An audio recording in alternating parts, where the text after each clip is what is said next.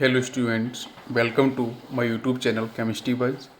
Myself Ashish Bhaskar, senior chemistry faculty of चार्टी group of institution. बच्चों आज हम लोग स्टार्ट करेंगे एटॉमिक स्ट्रक्चर के अंदर। ये जो नेक्स्ट पॉइंट होगा that is the Thomson atomic model.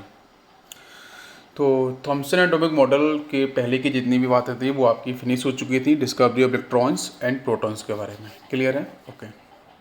तो जो जे थॉम्सन है इनका जो मॉडल है, इस मॉडल को बेटा हम लोग जनरली बोलते हैं ये फर्स्ट एटॉमिक मॉडल।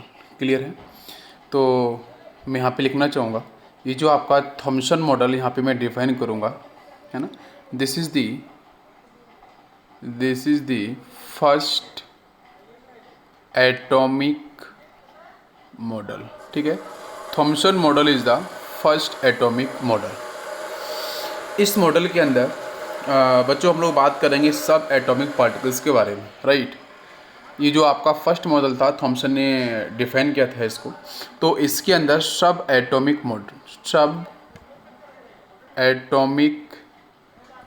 पार्टिकल्स, ठीक। तो सब एटॉमिक पार्टिकल्स की अगर मैं बात करूँ इलेक्ट्रॉन्स और प्रोटॉन्स के बारे में, तो ऑलरेडी आप ये डिस्कवर हो चुके थे। तो यहाँ पे आपके इलेक्ट्रॉन्स और प्रोटॉन्स के बारे में ही डिस्कस किया था थॉम्सन ने।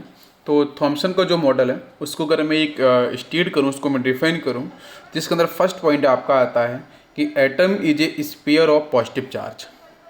तो थॉम्सन का आपका पहला स्टेटमेंट आता है कि आपका जो एटम है वो एक्चुअली में आपका कैसा है, एक स्फीयर है और वो पॉजिटिव चार्ज का स्फीयर है। मतलब कि आपका, अगर आपको यहाँ पे मैं आपको बताना चाहूँ, सब लोग ध्यान से यहाँ देखेंगे कि ये जो आपका यहाँ पे एक स्फीयर बना हुआ है, आपको स्फीयर दिख रहा होगा, है ना, ये कंप्लीट आपको स्फीयर दिख रहा है।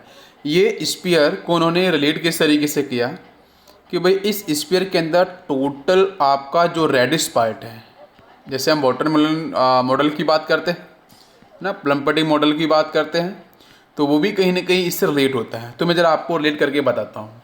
जैसे साइड में मैंने वाटरमेलन एक लिया हुआ है ना, इसको मैंने हाफ कट किया हुआ है।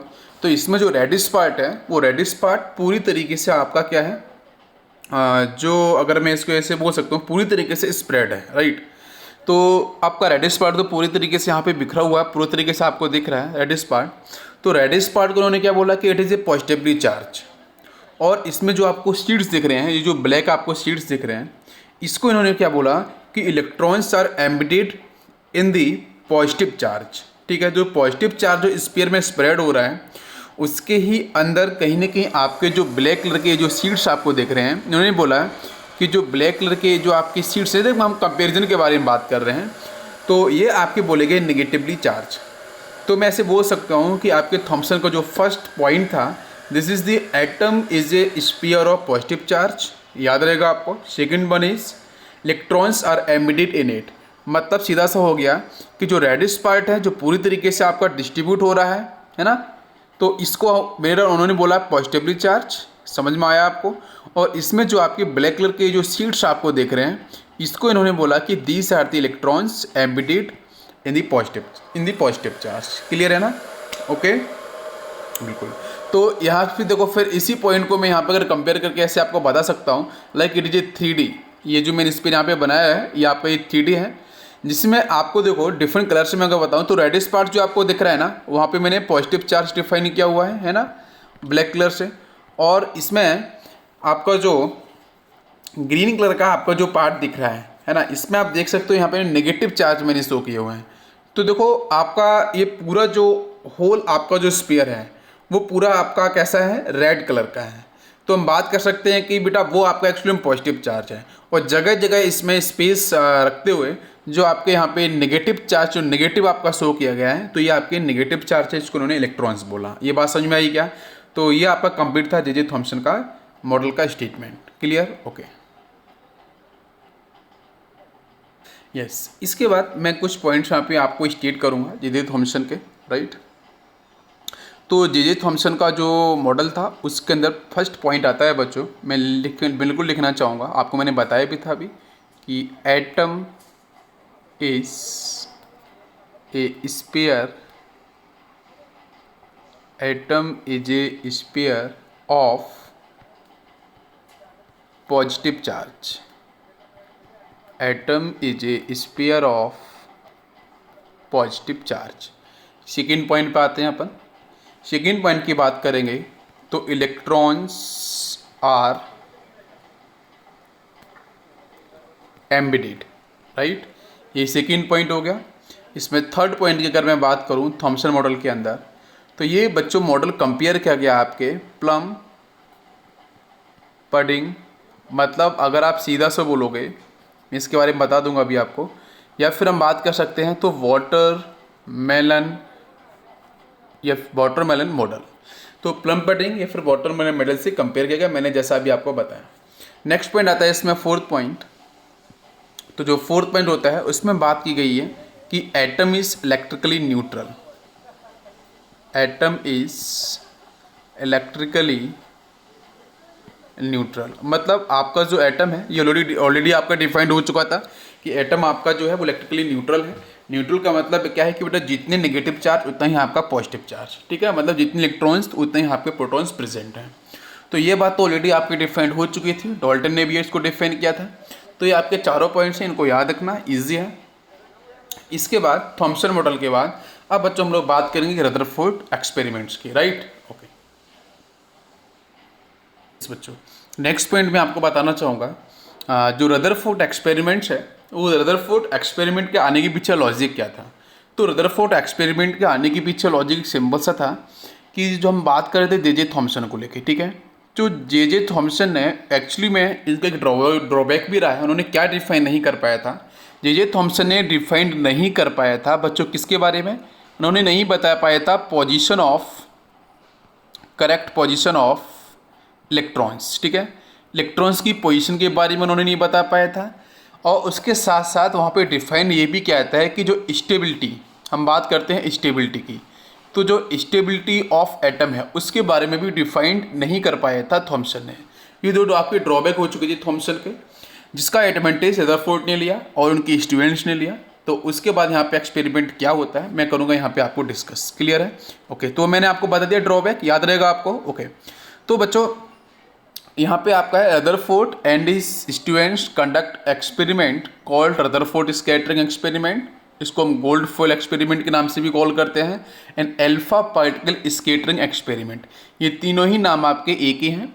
तो इस पे हम लोग बात करेंगे। तो यहाँ पे आपके तीन डिफरेंट आपके साइंटिस्ट हैं, जिसमें आपका फर्स्ट नाम आपका रहेगा Ernest Rutherford, next it is Hans Gregor, next one अगर मैं बात करूँगा इट इज़ अर्नेस्ट मार्सडेन। तो ये तीन डिफरेंट साइंटिस्ट हैं, इन्होंने इसके ऊपर काम किया और काम करने के बाद इस थ्योरी का जो मेन पॉइंट डिस्कस किया जाता है वो रदरफोर्ड के साथ डिस्कस किया जाता है। तो भाई रदरफोर्ड ने जब इसको स्टार्ट किया तो मैं आपको बताना चाहूँगा रदरफोर्ड एक्चुअली में बेटा ये बिजनेसमैन थे जहाँ पे रेडियो एक्टिविटी के बारे में इनके यहाँ पे जो इंडस्ट्री थी, जो फैक्ट्री थी, उसमें काम हो रहा था। तो काम होने के बाद वहाँ पे जो रेडियो एक्टिव आपके सबस्टेंस है, तो वहाँ से कहीं ना कहीं डिफरेंट टाइप की जो रेज हैं लाइक अल्फा बीटा गामा, ये आपकी प्रोड्यूस होती हैं। तो इनकी रेस में कहीं ना कहीं यहाँ पे जब डिफरेंट मेटल्स एटम्स को या लेयर्स को लिया गया तो कुछ डिफरेंट आपकी प्रॉपर्टीज डिफाइंड हुई। तो इनका एक ऑब्जर्वेशन हुआ, उसके बेस पे कुछ बेसिक ऑब्जर्वेशन हुआ, उसके बाद उन्होंने एक्सपेरिमेंट को परफॉर्म किया। तो जहाँ पे हम जनरली बात करते हैं रेडियो एक्टिव एलिमेंट को लेके, तो आपको पता है कि रेडियो एक्टिव एलिमेंट बच्चों अल्फा रेस, बीटा रेस और गामा रेस तीनों ही रेस प्रोड्यूस करता है। अब इन्होंने एक्चुअली में क्या लिया था बच्चों, इन्होंने लिया था अल्फा रेस। तो अल्फा रेस को अगर मैं कंपेयर करूं तो आपको समझ में आएगा एक पॉइंट। यस बच्चों, तो अल्फा पार्टिकल को यहाँ पे कंपेयर किया गया बेटा हीलियम आयन के साथ। तो आपका यहाँ पे हीलियम +2 आयन है, मतलब कहीं ना कहीं बच्चों हीलियम ने आपके 2 इलेक्ट्रॉन्स को यहाँ से आपका रिलीज़ किया है। तो रिलीज़ करने के बाद अगर मैं बताऊँ तो हीलियम का एटॉमिक मास तो दैट इज़ 4। तो अब क्वेश्चन है कि भाई यहाँ से आपके इलेक्ट्रॉन्स रिलीज हो चुके हैं, तो हीलियम के पास बच्चों क्या आ जाएगा, हीलियम आपका +2 में डिफाइन हो जाएगा। अब +2 में डिफाइन होने के बाद मुझे बताओ यहाँ पे जो क्या आपके मास में चेंज होगा, भाई एटॉमिक मास में चेंज नहीं होगा। क्यों? क्योंकि भाई एटॉमिक मास की जब हम बात करते हैं तो बच्चों हम लोग जो न्यूक्लियस है ना, तो न्यूक्लियस के अंदर जो आपके सब एटॉमिक पार्टिकल्स प्रेजेंट हैं लाइक न्यूट्रॉन और प्लस आपका प्रोटॉन्स। तो क्वेश्चन तो ये है कि आपका न्यूट्रॉन और प्रोटॉन क्या इसके अंदर कोई चेंज होगा, भाई इलेक्ट्रॉन से रिलीज हुआ है ना, तो बस आपके एटॉमिक मास में कोई चेंज नहीं होगा, तो वो आपका 4 AMU तो आपका वैसे ही डिफाइन किया जाएगा। अरे क्लियर है क्या? ओके, तो आपके 2 न्यूट्रॉन्स एंड आपके 2 प्रोटॉन्स इस तरीके से, तो 4 AMU आपका ये प्रॉपर डिफाइन, इसमें कोई चेंज नहीं होगा। बाकी यहाँ से अगर मैं एटॉमिक इसके नंबर की बात करूँ, जेड की बात करूँ, इट इज ए 2। यस, तो कहीं ना कहीं यहाँ से आपके नंबर ऑफ इलेक्ट्रॉन्स रिलीज हो चुके हैं। तो रिलीज होने के बाद आपका जो हीलियम +2 आयन बचा है, इसी को हम अल्फा पार्टिकल से करते हैं कंपेयर, राइट। ओके,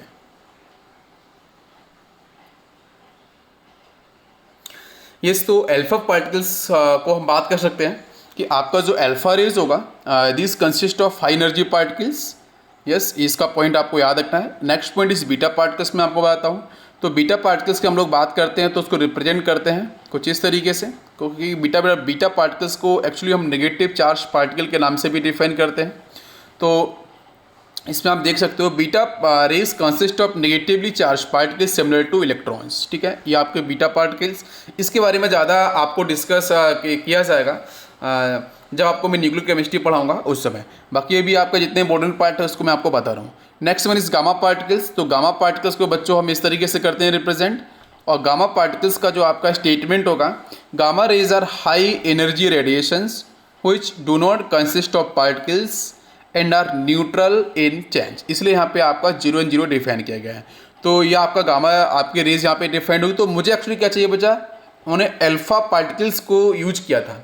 तो अल्फा पार्टिकल्स की जो बम्बार्डिंग की थी, तो उसी के ऊपर हम लोग यहाँ पे बात करने वाले हैं और देखेंगे कि आपका जो एटम है वो किस तरीके से बिहेव करेगा। वो एटम के लिए बच्चों यहाँ एक लेयर ली थी जो था बेटा थिन गोल्ड फॉइल।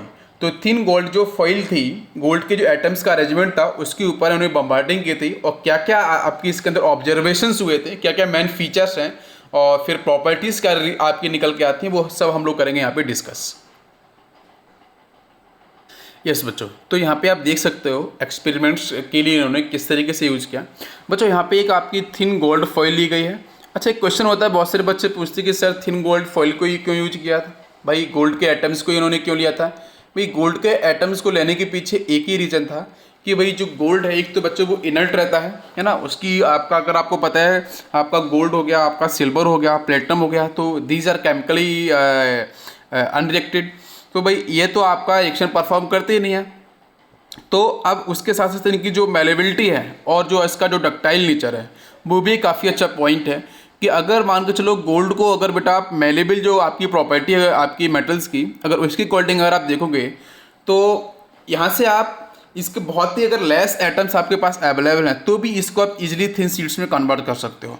तो ये इसकी प्रॉपर्टी थी गोल्ड की, एक तो आपकी नॉन रिएक्टेड और सेकंड आपका अगर मैं बात करूँ तो मेलेबल एंड डक्टाइल नेचर, जिसकी वजह से गोल्ड फॉइल का यहाँ पे यूज़ किया गया था आपके जो बहुत ही आपकी थिन लेयर थी।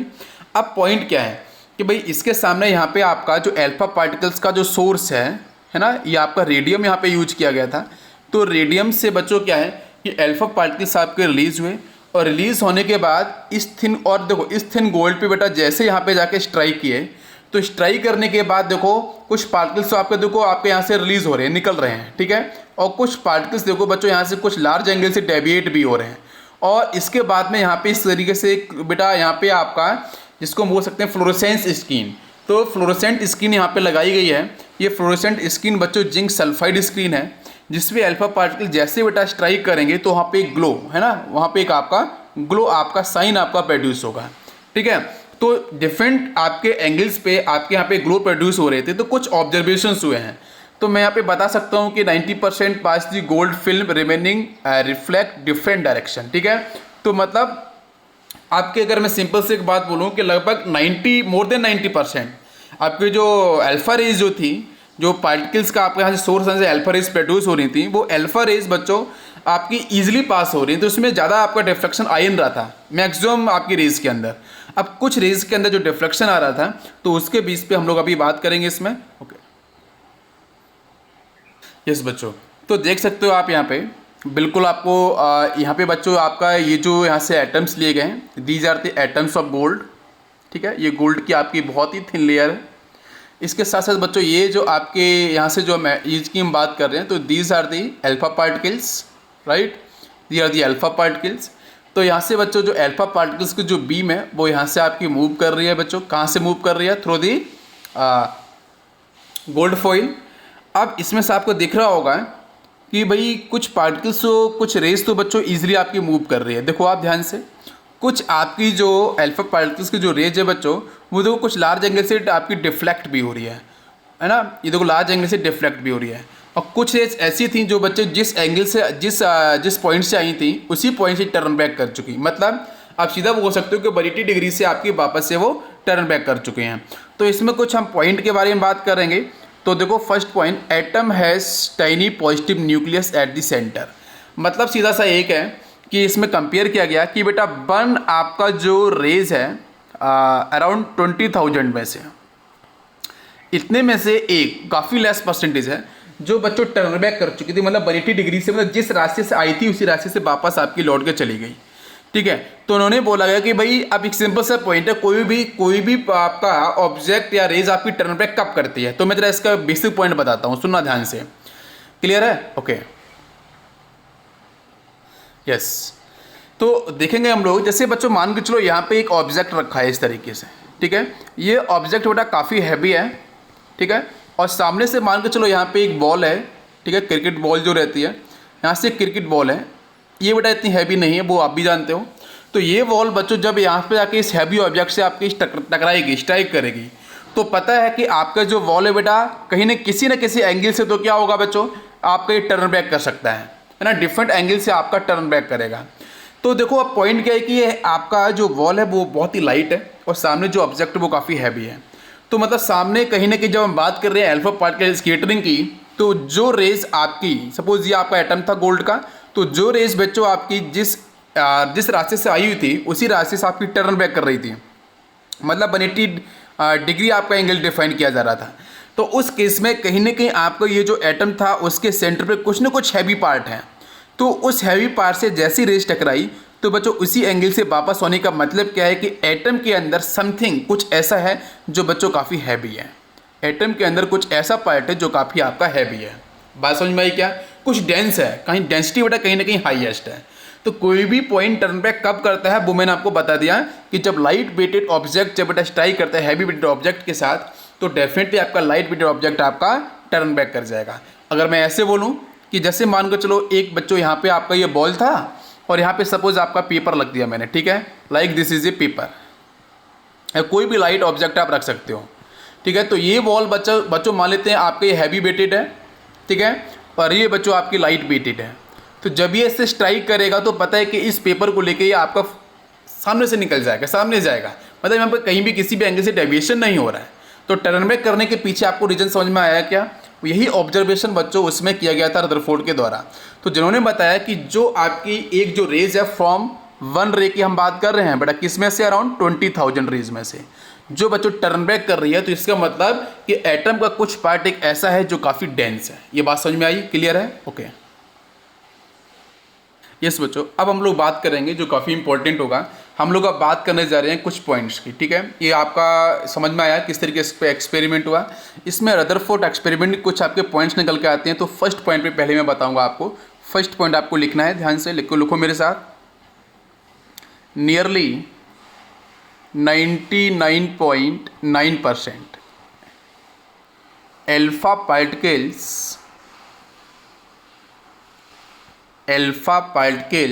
passed undeviated,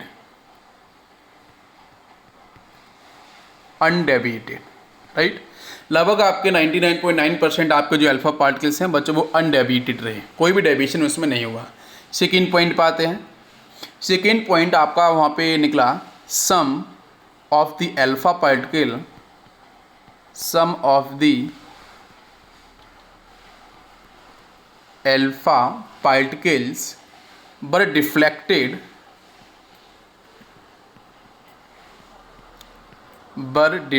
by small angles, it is very important. कुछ पार्टिकल्स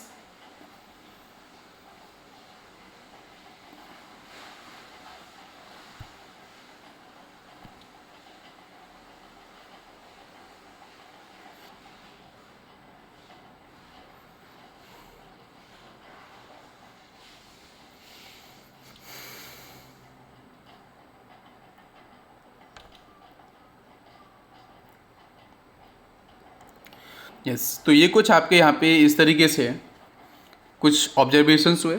इन ऑब्जर्वेशन के बाद अब मैं बात करूँगा यहाँ पे कि रदरफोर्ड मॉडल ऑफ एटम को अगर आप कभी भी गूगल पे सर्च करो या फिर आप कभी भी डिस्कवरी ऑफ न्यूक्लियस को सर्च करो तो रदरफोर्ड का नाम आपका डिस्प्ले होगा। तो क्वेश्चन तो ये था कि ठीक है भाई, डिस्कवरी ऑफ न्यूक्लियस रदरफोर्ड का नाम जाता है, तो कहीं ना कहीं न्यूक्लियस को लेके ही, एटम की न्यूक्लियस को लेके ही कुछ और पॉइंट्स डिफाइंड हुए थे, रिजल्ट निकल के आए थे इन ऑब्जर्वेशन के बेस पे, तो हम लोग उन पॉइंट्स पे चलने वाले हैं। क्लियर है? ओके ओके, तो चलो हम स्टार्ट करते हैं अपना फर्स्ट पॉइंट। तो फर्स्ट पॉइंट आपका आता है that is the most part of atom is hollow. Most part of atom is hollow. ठीक है, क्यों? क्योंकि बेटा बहुत सारी रेज ऐसी हैं जो बिना कोई डिफ्लेक्शन के बिना कोई डिफ्लेक्शन के ईजिली आपके वहाँ से मूव कर रही हैं। तो इसका मतलब कि जो मैक्सिमम पार्ट है वो आपका कैसा है, वो आपका हॉलो है। ठीक, नेक्स्ट पॉइंट, सेकेंड पॉइंट की मैं बात करूँ तो आपका जो पॉजिटिव चार्ज है, तो लिखेंगे बच्चों द पॉजिटिव चार्ज, उन्होंने प्रोटॉन के बारे में एक्सप्लेन किया। द पॉजिटिव चार्ज लिखना है ब्रैकेट के अंदर proton. The positive charge proton resides in a very small space, very small space।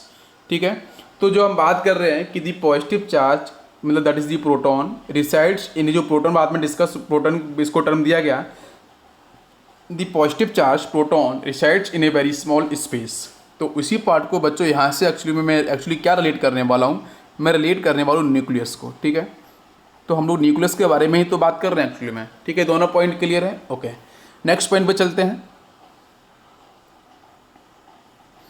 Next point को मैं आपको करता हूँ यहाँ पे डिफाइन, चलो क्लियर करते हैं। यस, तो थर्ड पॉइंट आपका आएगा the positive charge is heavy. The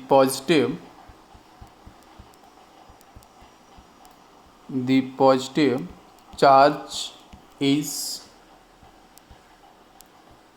heavy. Heavy के अगर ब्रैकेट में लिखना बच्चों न्यूक्लियस, न्यूक्लियस। क्लियर है? लिख सकते हैं इसमें नेक्स्ट पॉइंट और करके, देयर इज समथिंग, ये ऑब्जर्वेशन हुआ है जो मैंने आपको अभी बताया था, एक्सप्लेन किया था। There is something very heavy in atom, in atom. ठीक है, ये आपकी थर्ड पॉइंट हो गया। तो इसमें जो हैवी वर्ड है बच्चों दैट इज इंपॉर्टेंट, ये न्यूक्लियस के लिए बात हो रही है। नेक्स्ट पॉइंट पे चलते हैं, पॉइंट नंबर 4। इसमें बात बच्चों की है कि number of protons is equal to number of electrons. ठीक है, मतलब सीधा सा ये है कि डाल्टन ने पहले भी इसको डिफाइन किया था, कोई भी एटम इलेक्ट्रिकली न्यूट्रल है तो बेटा आपका number of protons is equal to number of electrons का मीन ही क्या होगा कि आपका जो एटम होगा that is the neutral, right? Okay, ये भी एक ऑब्जर्वेशन यहाँ पे आपका डिफाइंड हुआ है। ये चारों पॉइंट समझ में आपको आए हुए, क्लियर है? ओके,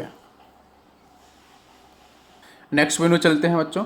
नेक्स्ट पॉइंट में हम साइज के बारे में बात करेंगे, that is the fifth point. तो मैं यहाँ पे लिखूँगा size of nucleus,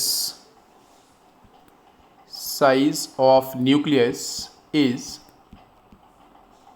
very small, size of nucleus is very small compare to size of atom. Clear है? Size of atom. तो मैं बताऊंगा यहाँ पे कि आपका जो एटम का साइज है बच्चों वो कितना डिफाइन किया गया। तो देखेंगे हम लोग, जो एटम है उसका साइज है आपका 10⁻⁻10 मीटर। और जब मैं न्यूक्लियस के बारे में बात करूँगा तो न्यूक्लियस का साइज आपका डिफाइन किया गया 10⁻15 मीटर। तो इन दोनों में जो अगर डिफरेंस का अगर आप देखोगे तो डिफरेंस कितना आपको दिख रहा है बताओ ज़रा। डिफरेंस आप देखो, ये 10⁻10 है, ये 10⁻15 है, तो आपका जो डिफरेंस आपको दिख रहा है दैट इज़ दी 10⁵ ठीक है। तो ये मतलब यहाँ से एक्चुअली में क्या है कि आपका याद रखना पड़ेगा कि ये जो एटम का जो साइज़ है वो डेफिनेटली क्या है, वो बिगर साइज़ है एज़ कम्पेयर टू आपका साइज ऑफ न्यूक्लियस। तो इस पर हम लोग बात करेंगे नेक्स्ट पॉइंट पे। ओके यस बच्चों, नेक्स्ट पॉइंट यहाँ पे आपको मैं थोड़ा सा मैथमेटिकली भी समझाना चाहूँगा कि बच्चों रेडियस ऑफ एटम के बारे में मैंने बताया, that is 10⁻⁻10 metre. Radius of nucleus के बारे में आपका 10⁻15 मीटर। तो अगर यहाँ से आप रेशियो निकालते हो radius of atom divided radius of nucleus, तो आपका बच्चे यहाँ से 10⁻5 जैसा मैंने बताया।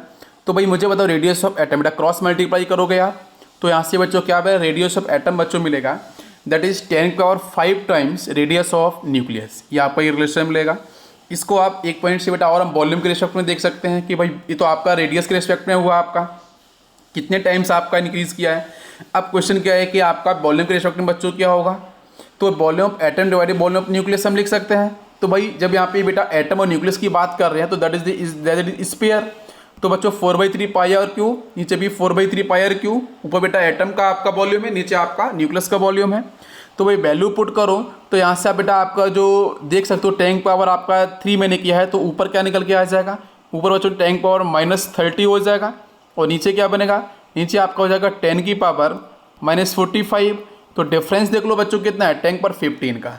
तो यहाँ से लिख सकते हैं कि वॉल्यूम ऑफ जो एटम होगा दैट इज अप्रोक्सीमेटली इक्वल, हम मान सकते हैं कि आपका 10⁻15 into volume of nucleus. Clear है। तो ये दोनों ही स्टेटमेंट आपको याद रखने हैं।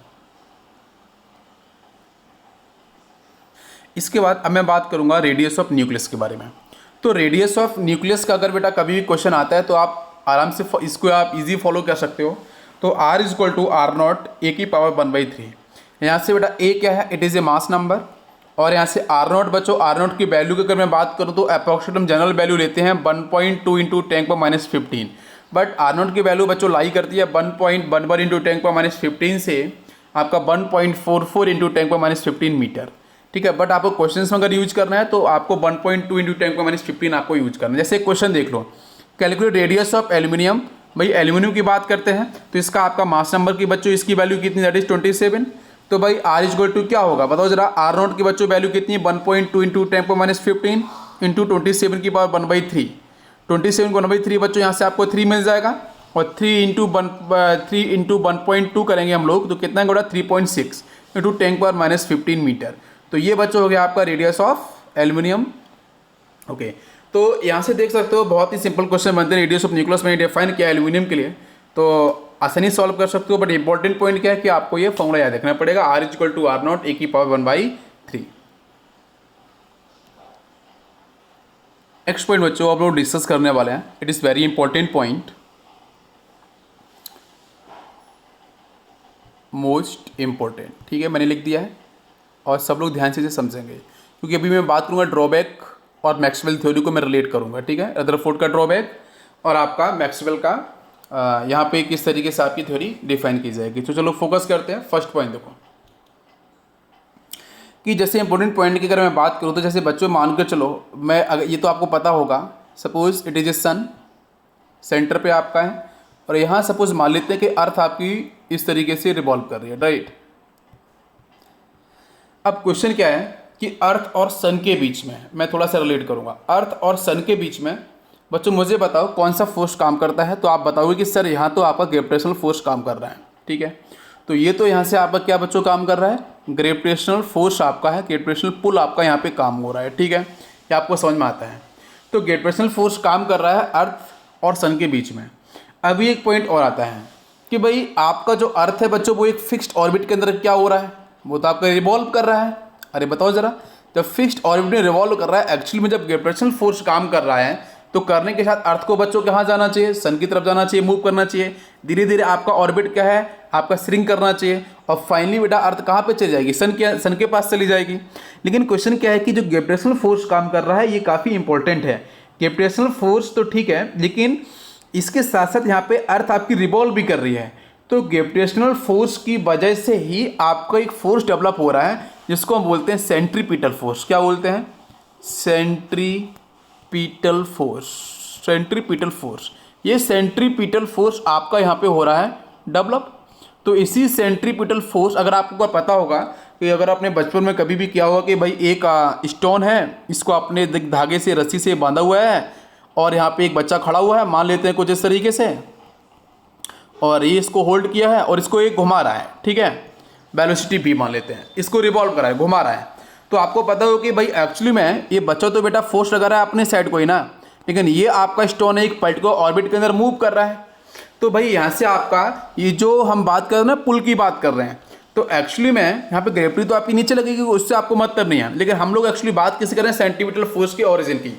तो सेंट्रीपिटल फोर्स बच्चों यहाँ से कहाँ से आपका ओरिजिनेट हुआ है, फ्रॉम दी ग्रेविटेशनल फोर्स। अब इसी चीज़ को मैं रिलेट करूँगा यहाँ पे इस इंपॉर्टेंट पॉइंट के साथ, जरा उसको फोकस करना। तो इंपॉर्टेंट पॉइंट में कि बच्चों यहाँ पे आपका ये न्यूक्लियस रहा है, ठीक है, और यहाँ पे आपका ये इस तरीके से इलेक्ट्रॉन आपका रिवॉल्व कर रहा है। तो भाई इलेक्ट्रॉन रिवॉल्व कर रहा है, मैं बात करूँ इलेक्ट्रॉन बेटा जो रिवॉल्व कर रहा है, तो मैं बात भाई कि इलेक्ट्रॉन बच्चों यहाँ पे कुछ ना कुछ इसकी जो वेलोसिटी है, तो भाई डिफरेंट, आपको पता है कि जब एक सर्कुलर ऑर्बिट के अंदर कोई ऑब्जेक्ट रिवॉल्व कर रहा है तो उसकी वेलोसिटी बेटा हर पॉइंट पे क्या हो रही होगी, चेंज हो रही होगी। अब जब वेलोसिटी चेंज हो रही है तो वेलोसिटी चेंज का मतलब बच्चों क्या, एक्सेलरेशन। बताओ जरा, वेलोसिटी चेंज का मतलब क्या, एक्सेलरेशन होगा। अब एक्सेलरेशन बच्चा रिस्पॉन्सिबल किसके लिए होगा, फोर्स के लिए। अरे बताओ जरा, फोर्स के लिए रिस्पॉन्सिबल होगा, और फोर्स मतलब कौन सा फोर्स डेवलप होगा, that is the centripetal force, that is the centripetal force. तो यहाँ से आपका सेंट्रीपिटल फोर्स आपका डेवलप हो गया। ये बात समझ में आई क्या? ओके, तो अब यहाँ पे आपका सर्कुलर मोशन हो रहा है, उसको मैंने आपको रिलेट किया है बेटा, change in velocity then acceleration. और एक चीज़ मैं और बोलूँगा, तो मैं ऐसे एक बोल सकता हूँ कि जो आपका ग्रेविटेशनल फोर्स है, क्या ग्रेविटेशनल फोर्स को हम इसके इक्वल बात कर सकते हैं कि इलेक्ट्रोस्टैटिक फोर्स ऑफ अट्रैक्शन? कैसे करेंगे, जरा सब लोग फोकस करना, ध्यान से देखना फिर से, कि ये आपका यहाँ पे रहा इस तरीके से न्यूक्लियस, ठीक है। अब ये आपका यहाँ से न्यूक्लियस रहा, ओके। अब सब लोग फोकस करेंगे कि सपोज बच्चों यहाँ पे आपका ये रहा न्यूक्लियस और यहाँ पे इलेक्ट्रॉन आपका रिवॉल्व कर रहा है। काफ़ी मज़ेदार स्टोरी है ये, ध्यान से सुनना, समझ में आपको आएगा। अब यहाँ से आपको पता है कि भाई आपकी जो वेलोसिटी है वो तो आपकी चेंज हो रही है, ठीक है। अब भाई अब आप देख सकते हो कि ये जो बेटा ये क्या है आपका, ये आपका न्यूक्लियस है। तो क्वेश्चन ये है कि न्यूक्लियस के पास टोटल चार्ज कितना होगा। तो जब भी कभी चार्ज के बारे में बात की जाए कि भाई न्यूक्लियस के पास टोटल चार्ज कितना होगा, तो बच्चों आप बताओ कि किसी भी एटम का जो एटॉमिक नंबर होता है उसको हम जेड से रिप्रेजेंट कर सकते हैं, बताओ मुझे ज़रा। और अब क्वेश्चन क्या है कि जो आपका एटॉमिक नंबर होता है उसकी वैल्यू बच्चों किसकी इक्वल होती है, number of protons and number of neutrons की, सॉरी नंबर ऑफ प्रोटॉन्स और नंबर ऑफ इलेक्ट्रॉन्स की इक्वल होती है। भाई जितने नंबर ऑफ इलेक्ट्रॉन्स होते हैं number of protons, electrically neutral. तो भाई जेड इज इक्वल टू होता है आपके नंबर ऑफ प्रोटॉन्स, और यही वैल्यू बच्चों इक्वल किसको होती है, नंबर ऑफ इलेक्ट्रॉन्स के। तो भाई आप क्वेश्चन है कि भाई हमें न्यूक्लियस के बारे में बात करें, तो न्यूक्लियस के अंदर बच्चों इलेक्ट्रॉन तो होता नहीं है, प्रोटॉन होता है सिर्फ, है ना, और न्यूट्रॉन होता है। तो भाई प्रोटॉन की बात करें तो बच्चों यहाँ पे जो चार्ज, उसको चार्ज को हम लोग ई से करते सकते हैं रिप्रेजेंट, और कितने बेटा नंबर होंगे, दैट इज जेड। तो टोटल चार्ज इन न्यूक्लियस बच्चों कितना हो जाएगा, जेड इंटू ई, अगर आपको यूज करना है। बस याद रखना कि भाई प्रोटॉन के चार्ज के अंदर अपन बेटा पॉजिटिव यूज करेंगे और यहाँ पे हम नेगेटिव यूज करेंगे, ठीक है। जब भी अभी हम बात करेंगे ना यहाँ पे इलेक्ट्रोस्टैटिक पोटेंशियल एनर्जी के बारे में जब बात करेंगे, ठीक है, तो वहाँ पे मैं आपको बताऊंगा कि वहाँ पे साइन आपको प्रोटॉन्स के साथ अगर आपको नेगेटिव यूज करना है, पॉजिटिव यूज करना है, इलेक्ट्रॉन के साथ आपको नेगेटिव साइन आपको यूज करना पड़ेगा वहाँ पे, ठीक है। अब आते हैं अपने पॉइंट पे। तो ये आपका यहाँ पे रहा इस तरीके से न्यूक्लियस, और यहाँ पे इलेक्ट्रॉन आपका रिवॉल्व कर रहे हैं। तो इसको यहाँ पे आपका एक फोर्स काम कर रहा है, that is the gravitational force. तो यहाँ पे हम बात कर सकते हैं कि that is the gravitational force is equal to electrostatic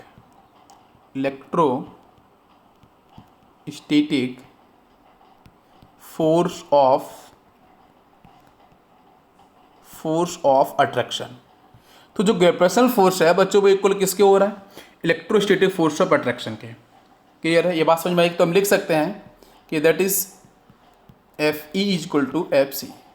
और जो आपका यहाँ से जो फोर्स है, तो इस फोर्स बेटा यहाँ पे अगर मैं बताऊंगा तो आप बिल्कुल आपको याद रखना पड़ेगा कि जो आपका सेंटीपिटल फोर्स डिफाइन हो रहा है उसी की वैल्यू की हम लोग बात कर रहे हैं। तो इस फॉर्मूले को हम लोग, इस रिलेशन को हम लोग थोड़ी देर में बताएंगे किस तरीके से काम करेगी ये, ओके यस। इसके बाद अब हम लोग बात करने वाले हैं that is the failures of Rutherford model. तो नेक्स्ट हेडिंग लिखो जरा, फेल्योर ऑफ रदरफोर्ड मॉडल। ठीक है, तो रदरफोर्ड मॉडल का आपका फेल्योर्स क्या था, इसको समझने के लिए बच्चों हम आपको बताएंगे मैक्सवेल थ्योरी। ठीक है, तो मैक्सवेल थ्योरी एक्चुअली में क्या कहती है वो समझना काफ़ी ज़रूरी है और इम्पोर्टेंट भी है। तो मैक्सवेल थ्योरी ये बोलती है कि बच्चों any accelerated charge particle, acceleration का मतलब क्या है बच्चों, वेलोसिटी चेंज हो रही है। ठीक है, तो मैं बोलूँगा कि बच्चों यहाँ पे आपका ये न्यूक्लियस था और यहाँ पे एक चार्ज पार्टिकल यहाँ पे आपका रिवॉल्व कर रहा था जिसकी वेलोसिटी क्या चेंज हो रही थी। ठीक है, वेलोसिटी क्या चेंज हो रही थी। तो वेलोसिटी चेंज का मतलब क्या है, एक्सेलरेशन से है। तो उन्होंने क्या बोला मैक्सवेल ने कि एनी एक्सेलरेटेड जिसकी वेलोसिटी चेंज हो रही है charge particle emits radiation and loses energy, ऐसा उन्होंने बोला। तो मैं इस पॉइंट को आपको बिल्कुल आपको मैं लिखना चाहूँगा। तो हम लिखेंगे यहाँ पे मैक्सवेल के पॉइंट को, any accelerated charge particle emits radiation and loses energy energy को वो लूज कर रहा है, एनर्जी को रिलीज कर रहा है। जब एनर्जी को रिलीज कर रहा है तो आप मुझे बताओ कि न्यूक्लियस के अराउंड जो इलेक्ट्रॉन्स रिवॉल्व कर रहा है जब वो रेडिएशन को लूज करेगा, एनर्जी को लूज करेगा, तो भाई फाइनली इसका जो ऑर्बिट है बच्चों वो क्या, वो श्रिंक करता जाएगा और एक पॉइंट ऐसा आएगा जिस टाइम ये बेटा क्या होगा, ये कोलाइड कर जाएगी किसके साथ, न्यूक्लियस के साथ। तो भाई एटम तो फिनिश हो गया ना, आप बताओ क्या एटम बचा आपका, तो एटम बेटा अनस्टेबल हो गया, एटम डिफाइन ही नहीं हुआ। ये किसने बोला था, ये बात की थी मैक्सवेल ने। तो जब यहाँ पे एटम ही आपका स्टेबल नहीं हो पाया तो सीधा सा पॉइंट ये है कि, तो इन्होंने एक पॉइंट, ये आपका स्टेटमेंट इनका बिल्कुल सही स्टेटमेंट था, ये बात समझ में आती है। ठीक है, लेकिन पॉइंट तो ये है कि इनके स्टेटमेंट के अकॉर्डिंग जो फेल्योर्स ऑफ रदरफोर्ड हैं वो डिफाइन किए जाते हैं। तो पहला पॉइंट आता है फेल्योर रदरफोर्ड के अंदर, ही कैन नॉट एक्सप्लेन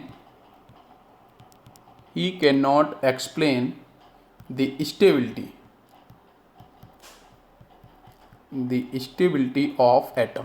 पहला पॉइंट याद रखना है मैंने कैसे रिलेट किया है मैक्सवेल के साथ। सेकेंड पॉइंट, he cannot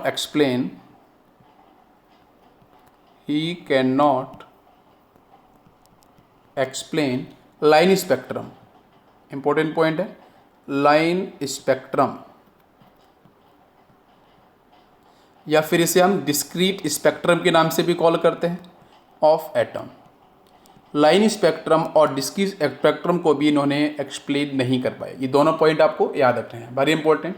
अब मैं बताऊंगा यहाँ पे कि लाइन स्पेक्ट्रम और डिस्क्रीट स्पेक्ट्रम आपका होता क्या है। तो भाई लिखेंगे यहाँ पे, जरा यहाँ पे हेडिंग लिख लेते हैं और आपको मैं बता देता हूँ पहले कि भाई जो आपका लाइन स्पेक्ट्रम है वो एक्चुअली में है क्या। यहाँ बच्चों मान के चलो, यहाँ पे मैंने गैस के एटम्स इस तरीके से मैंने यहाँ पे लेके रखे हैं। मैंने यहाँ पे हीलियम एटम ही मान लेते हैं, हमने इस तरीके से लेके रखे हैं और यहाँ से बच्चों वाइट लाइट आपकी मैंने रिलीज़ की है। ठीक है, this is a white light. ठीक है, बिबग्योर जो आपको डिफाइन करता है, टोटल आपके कलर्स यहाँ पे प्रेजेंट होंगे बिबग्योर। तो भाई इसके सामने यहाँ पे मान चलो बच्चों मैंने यहाँ पे स्क्रीन लगा दिया। ठीक, अब यहाँ पे सपोज मान के चलो आपको येलो कलर के ही आपको शेड्स मिल रहे हैं। ठीक है, फिर इसके बाद आपने गैसेस को चेंज किया, कंडीशन को चेंज किया, मेटल को आपने चेंज किया।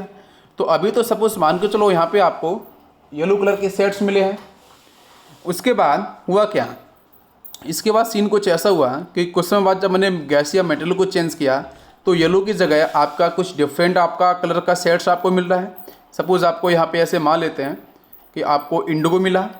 ठीक है, या फिर कुछ समय बाद आपको यहाँ पे आपको वॉयलेट मिला। तो एक साथ ही सारे के सारे आपको यहाँ पे शेड्स नहीं दिख रहे हैं। तो भाई जब कंडीशंस आपके यहाँ पे चेंज करने के साथ डिफरेंट आपको यहाँ पे शेड्स दिख रहे हैं तो इसी को हम लोग क्या बोलते हैं, इसी को हम लोग बोलते हैं this is called line spectrum, या फिर बोल सकते हैं डिस्क्रीट स्पेक्ट्रम। मतलब कुछ पर्टिकुलर शेड्स ही आपको दिखाई दें तो इसको हम बोलते हैं लाइन स्पेक्ट्रम और डिस्क्रीट स्पेक्ट्रम। फिर इसमें बेटा हीलियम की जगह मान के चलो यहाँ पे इन्होंने H2 गैस यूज़ कर दी तो डिफरेंट आपको यहाँ पे पैटर्न समझ दिख रहे हैं। तो ये सब का सब आपका लाइन और डिस्क्रीट स्पेक्ट्रम ही डिफाइन किया जाता है। क्लियर है? ओके। नेक्स्ट पॉइंट पे हम लोग बात कर लेते हैं कुछ बेसिक चीज़ों पे। फंडामेंटल पार्टिकल्स ऑफ एटम्स पे बात कर लेते हैं। तो बच्चों पार्टिकल्स लिखा है मैंने electron, proton, neutron. Next discovered by J Thomson electron. Protons की बात करते हैं गोल्डस्टेन। न्यूट्रॉन की बात करते हैं जेम्स चैडविक।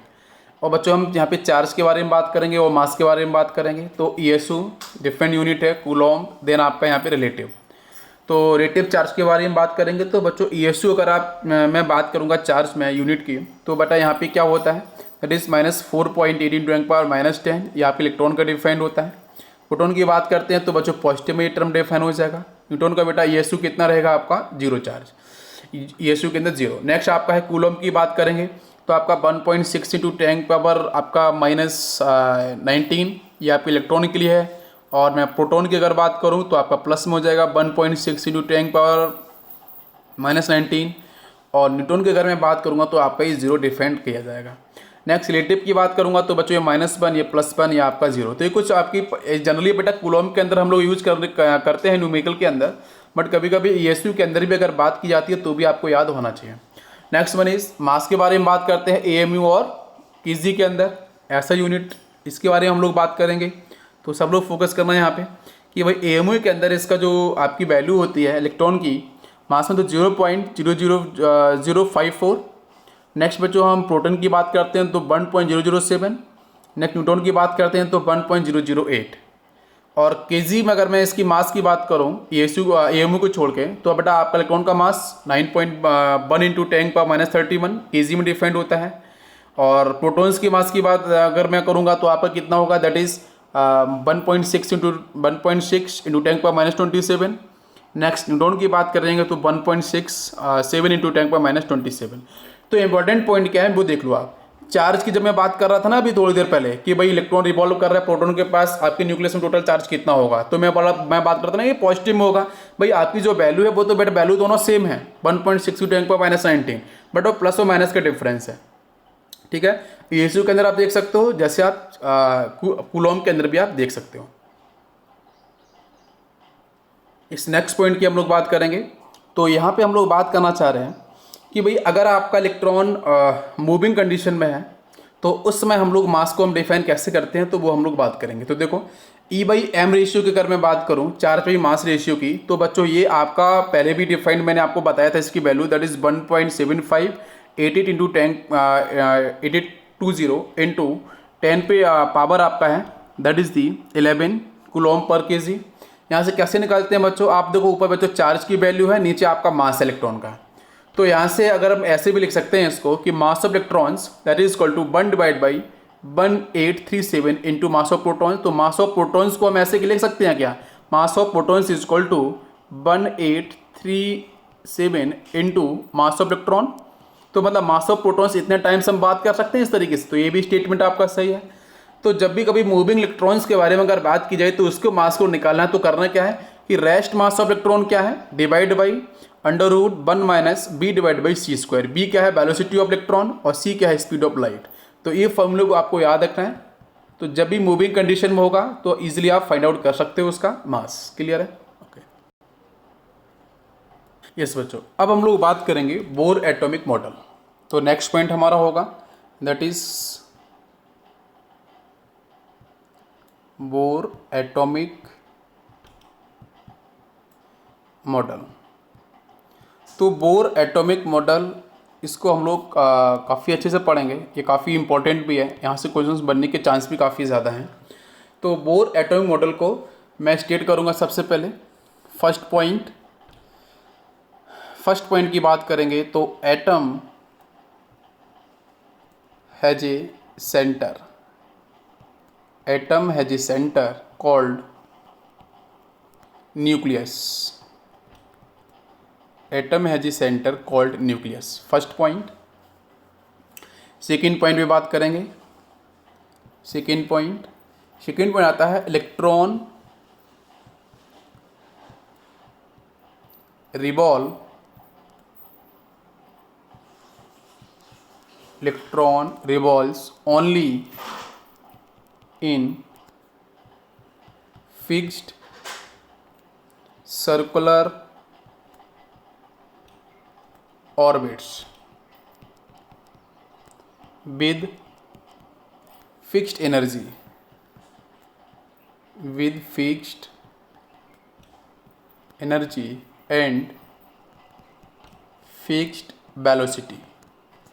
जैसे अगर मैं बात करूं, इसके पहले जो हम मॉडल की बात कर रहे थे, रदरफोर्ड मॉडल की बात कर रहे थे, तो रदरफोर्ड मॉडल के अंदर एक स्टेटमेंट आपका इसके और रदरफोर्ड के पहले भी जितने भी मॉडल्स है उसमें एक चीज़ आपको वहाँ पे मिल रही थी कि इलेक्ट्रॉन रिवॉल्व कर रहे हैं। जैसे मैंने बताया था कि रदरफोर्ड के अंदर बच्चों वहाँ पे इलेक्ट्रॉन्स की पोजीशन डिफाइन नहीं हो पाई, उनका सिर्फ एक पॉइंट था कि इलेक्ट्रॉन रिवॉल्व कर रहा है ना, अराउंड द न्यूक्लियस, बट उन्होंने सारी चीज़ों को डिफाइन नहीं कर पाया था, वो उनका ड्रॉबैक बना था। तो उसी ड्रॉबैक का फ़ायदा बोर ने भी यहाँ पे उठाया है। तो बोर का पॉइंट क्या है, सेकेंड पॉइंट ध्यान सुनना, इन्होंने एक वर्ड बेटा यूज किया that is fixed, fixed circular orbit and fixed energy and fixed velocity. लेकिन मैक्सवेल ने भी क्या बोला था कि भाई घूम तो रहा है लेकिन वो बेटा क्या हो रहा है, एनर्जी को रिलीज कर रहा है और फाइनली क्या होगा, न्यूक्लियस के अंदर आके बेटा कोलाइड कर जाएगा, फिनिश हो जाएगा। एटम की स्टेबिलिटी डिफाइन नहीं हो पाई थी, लेकिन बोर ने बिल्कुल बता दिया कि आपका जो एटम है उस एटम के अंदर जो इलेक्ट्रॉन्स प्रेजेंट हैं वो फिक्स सर्कुलर ऑर्बिट में तो रिवॉल्व कर रहे हैं। Very important point is fixed, important point है, इसको आपको समझना पड़ेगा। इसको मैं बताऊंगा अभी। विद फिक्स्ड एनर्जी, एनर्जी भी फिक्स्ड उन्होंने डिफाइन की है और फिक्स्ड वेलोसिटी भी डिफाइन की है। तो वो कंपेरेटिव स्टडी करनी पड़ेगी, अदरवाइज क्या होगा कि आप इधर का पॉइंट उधर, उधर का पॉइंट इधर आप लिखोगे या फिर आप समझोगे तो वो आपको दिक्कत हो जाएगी। ठीक है, तो ये दूसरा पॉइंट आप इंपॉर्टेंट पॉइंट है, अंडरलाइन कर लेना। ओके, नेक्स्ट पॉइंट चलते हैं थर्ड पॉइंट पे। तो तीसरा पॉइंट क्या कहता है, तीसरा पॉइंट इज वेरी इंपॉर्टेंट, मैं लिखूंगा it is a very important. तीसरे पॉइंट बच्चों हम लोग बात करने जा रहे हैं क्वांटाइजेशन कंडीशन की। क्वांटाइजेशन कंडीशन, क्वांटाइजेशन कंडीशन क्या है वो देखो जरा। क्वांटाइजेशन कंडीशन को मैं बहुत अच्छे समझाऊंगा आपको, तो इसका पहले मैं स्टेटमेंट आपको पहले लिखता हूं जरा। ठीक है, तो स्टेटमेंट क्या है, स्टेटमेंट ये है कि electron revolve only in those circular orbit, circular में लिखा है CIR, circular orbits for which the angular momentum बेटा हम कैपिटल एल से करेंगे represent, is integral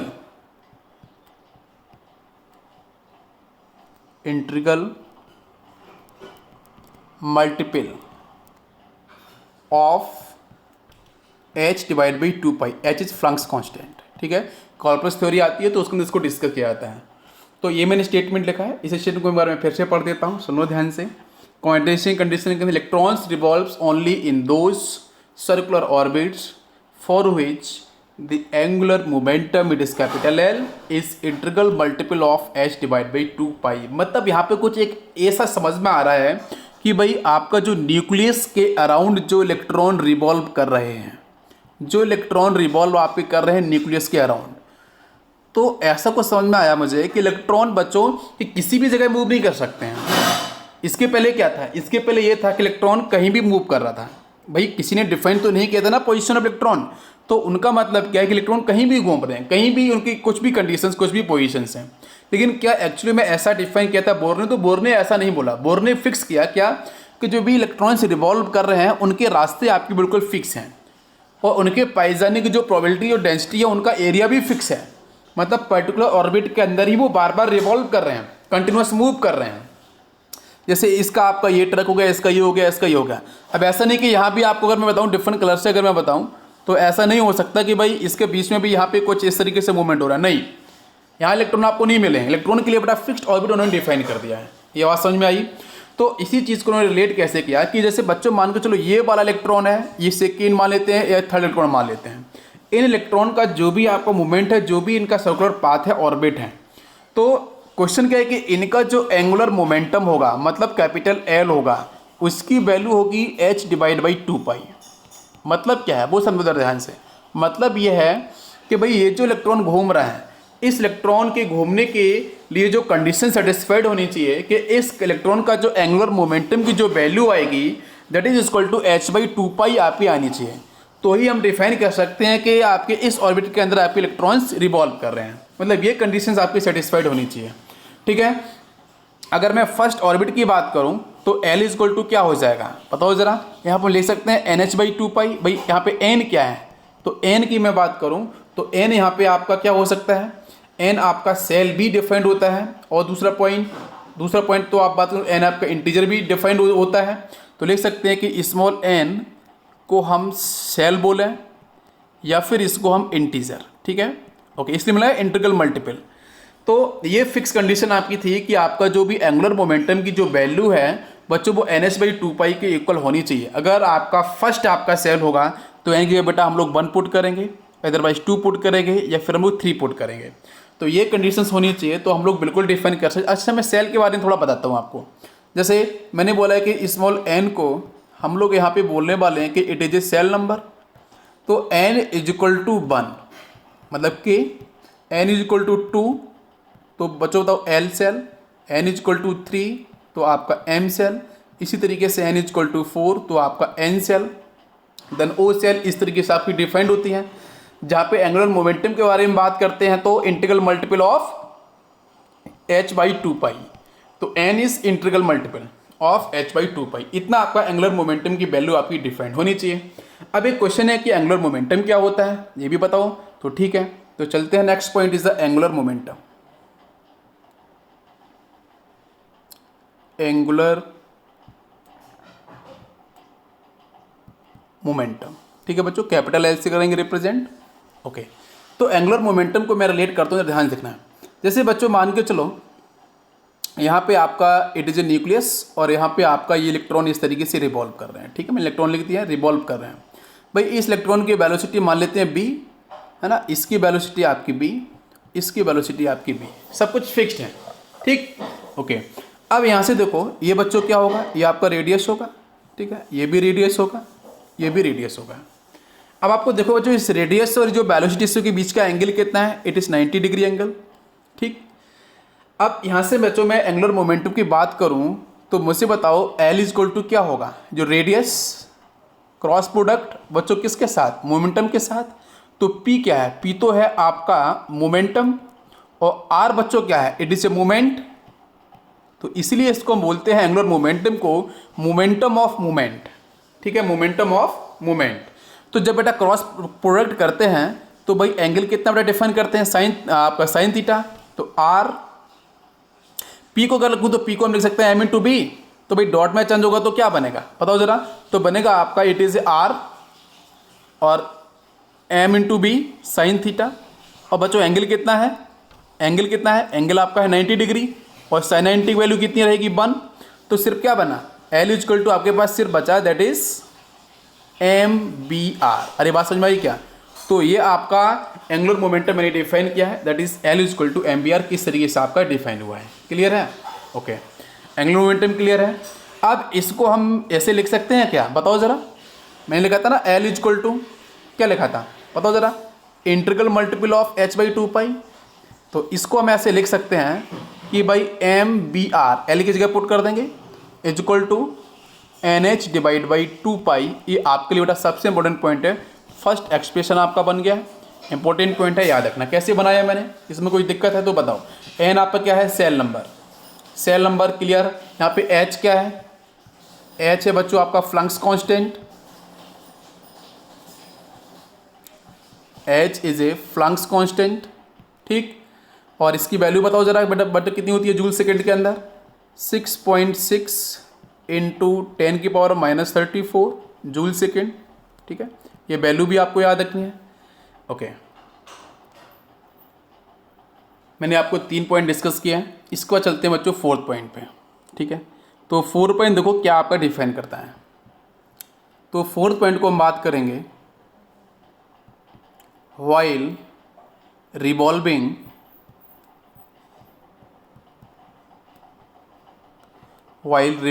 the electron, जब आपका इलेक्ट्रॉन रिवॉल्व करेगा तो उस समय क्या होगा, द इलेक्ट्रोस्टैटिक फोर्स। ठीक है, the electrostatic force between electron and nucleus provide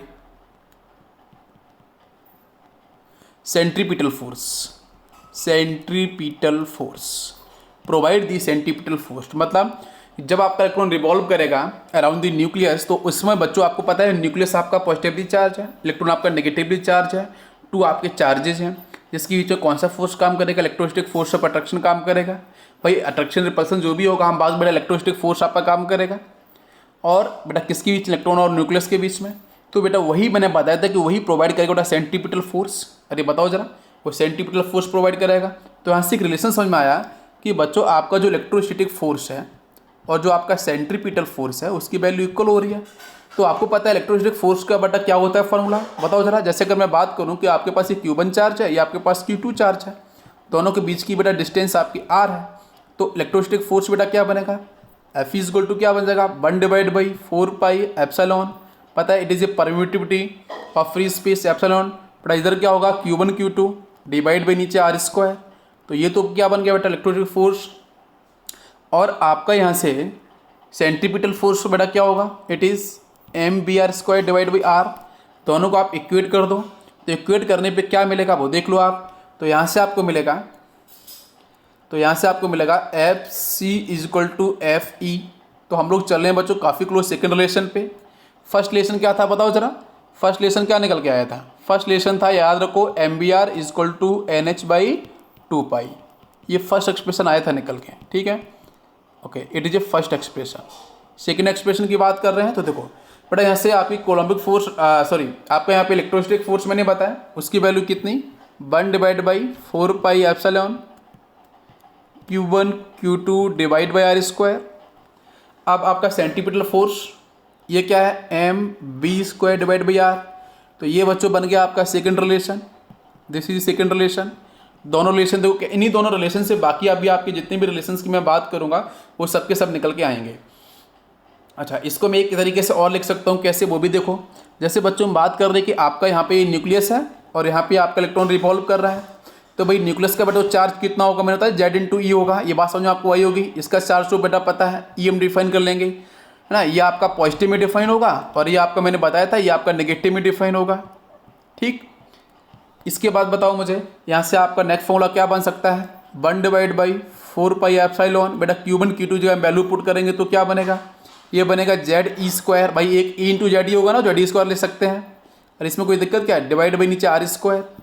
ये हो गया बेटा electrostatic force is equal to, इधर तो वैसे रहेगा MBr divide by MB² divide by R। ये बात समझ में आ रही है क्या, कैसे लिखी है मैंने, ईजी है।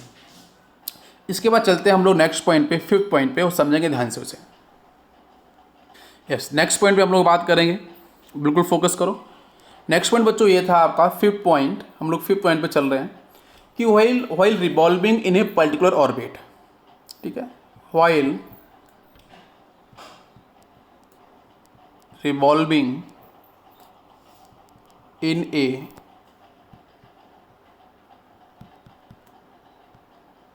particular orbit, an electron neither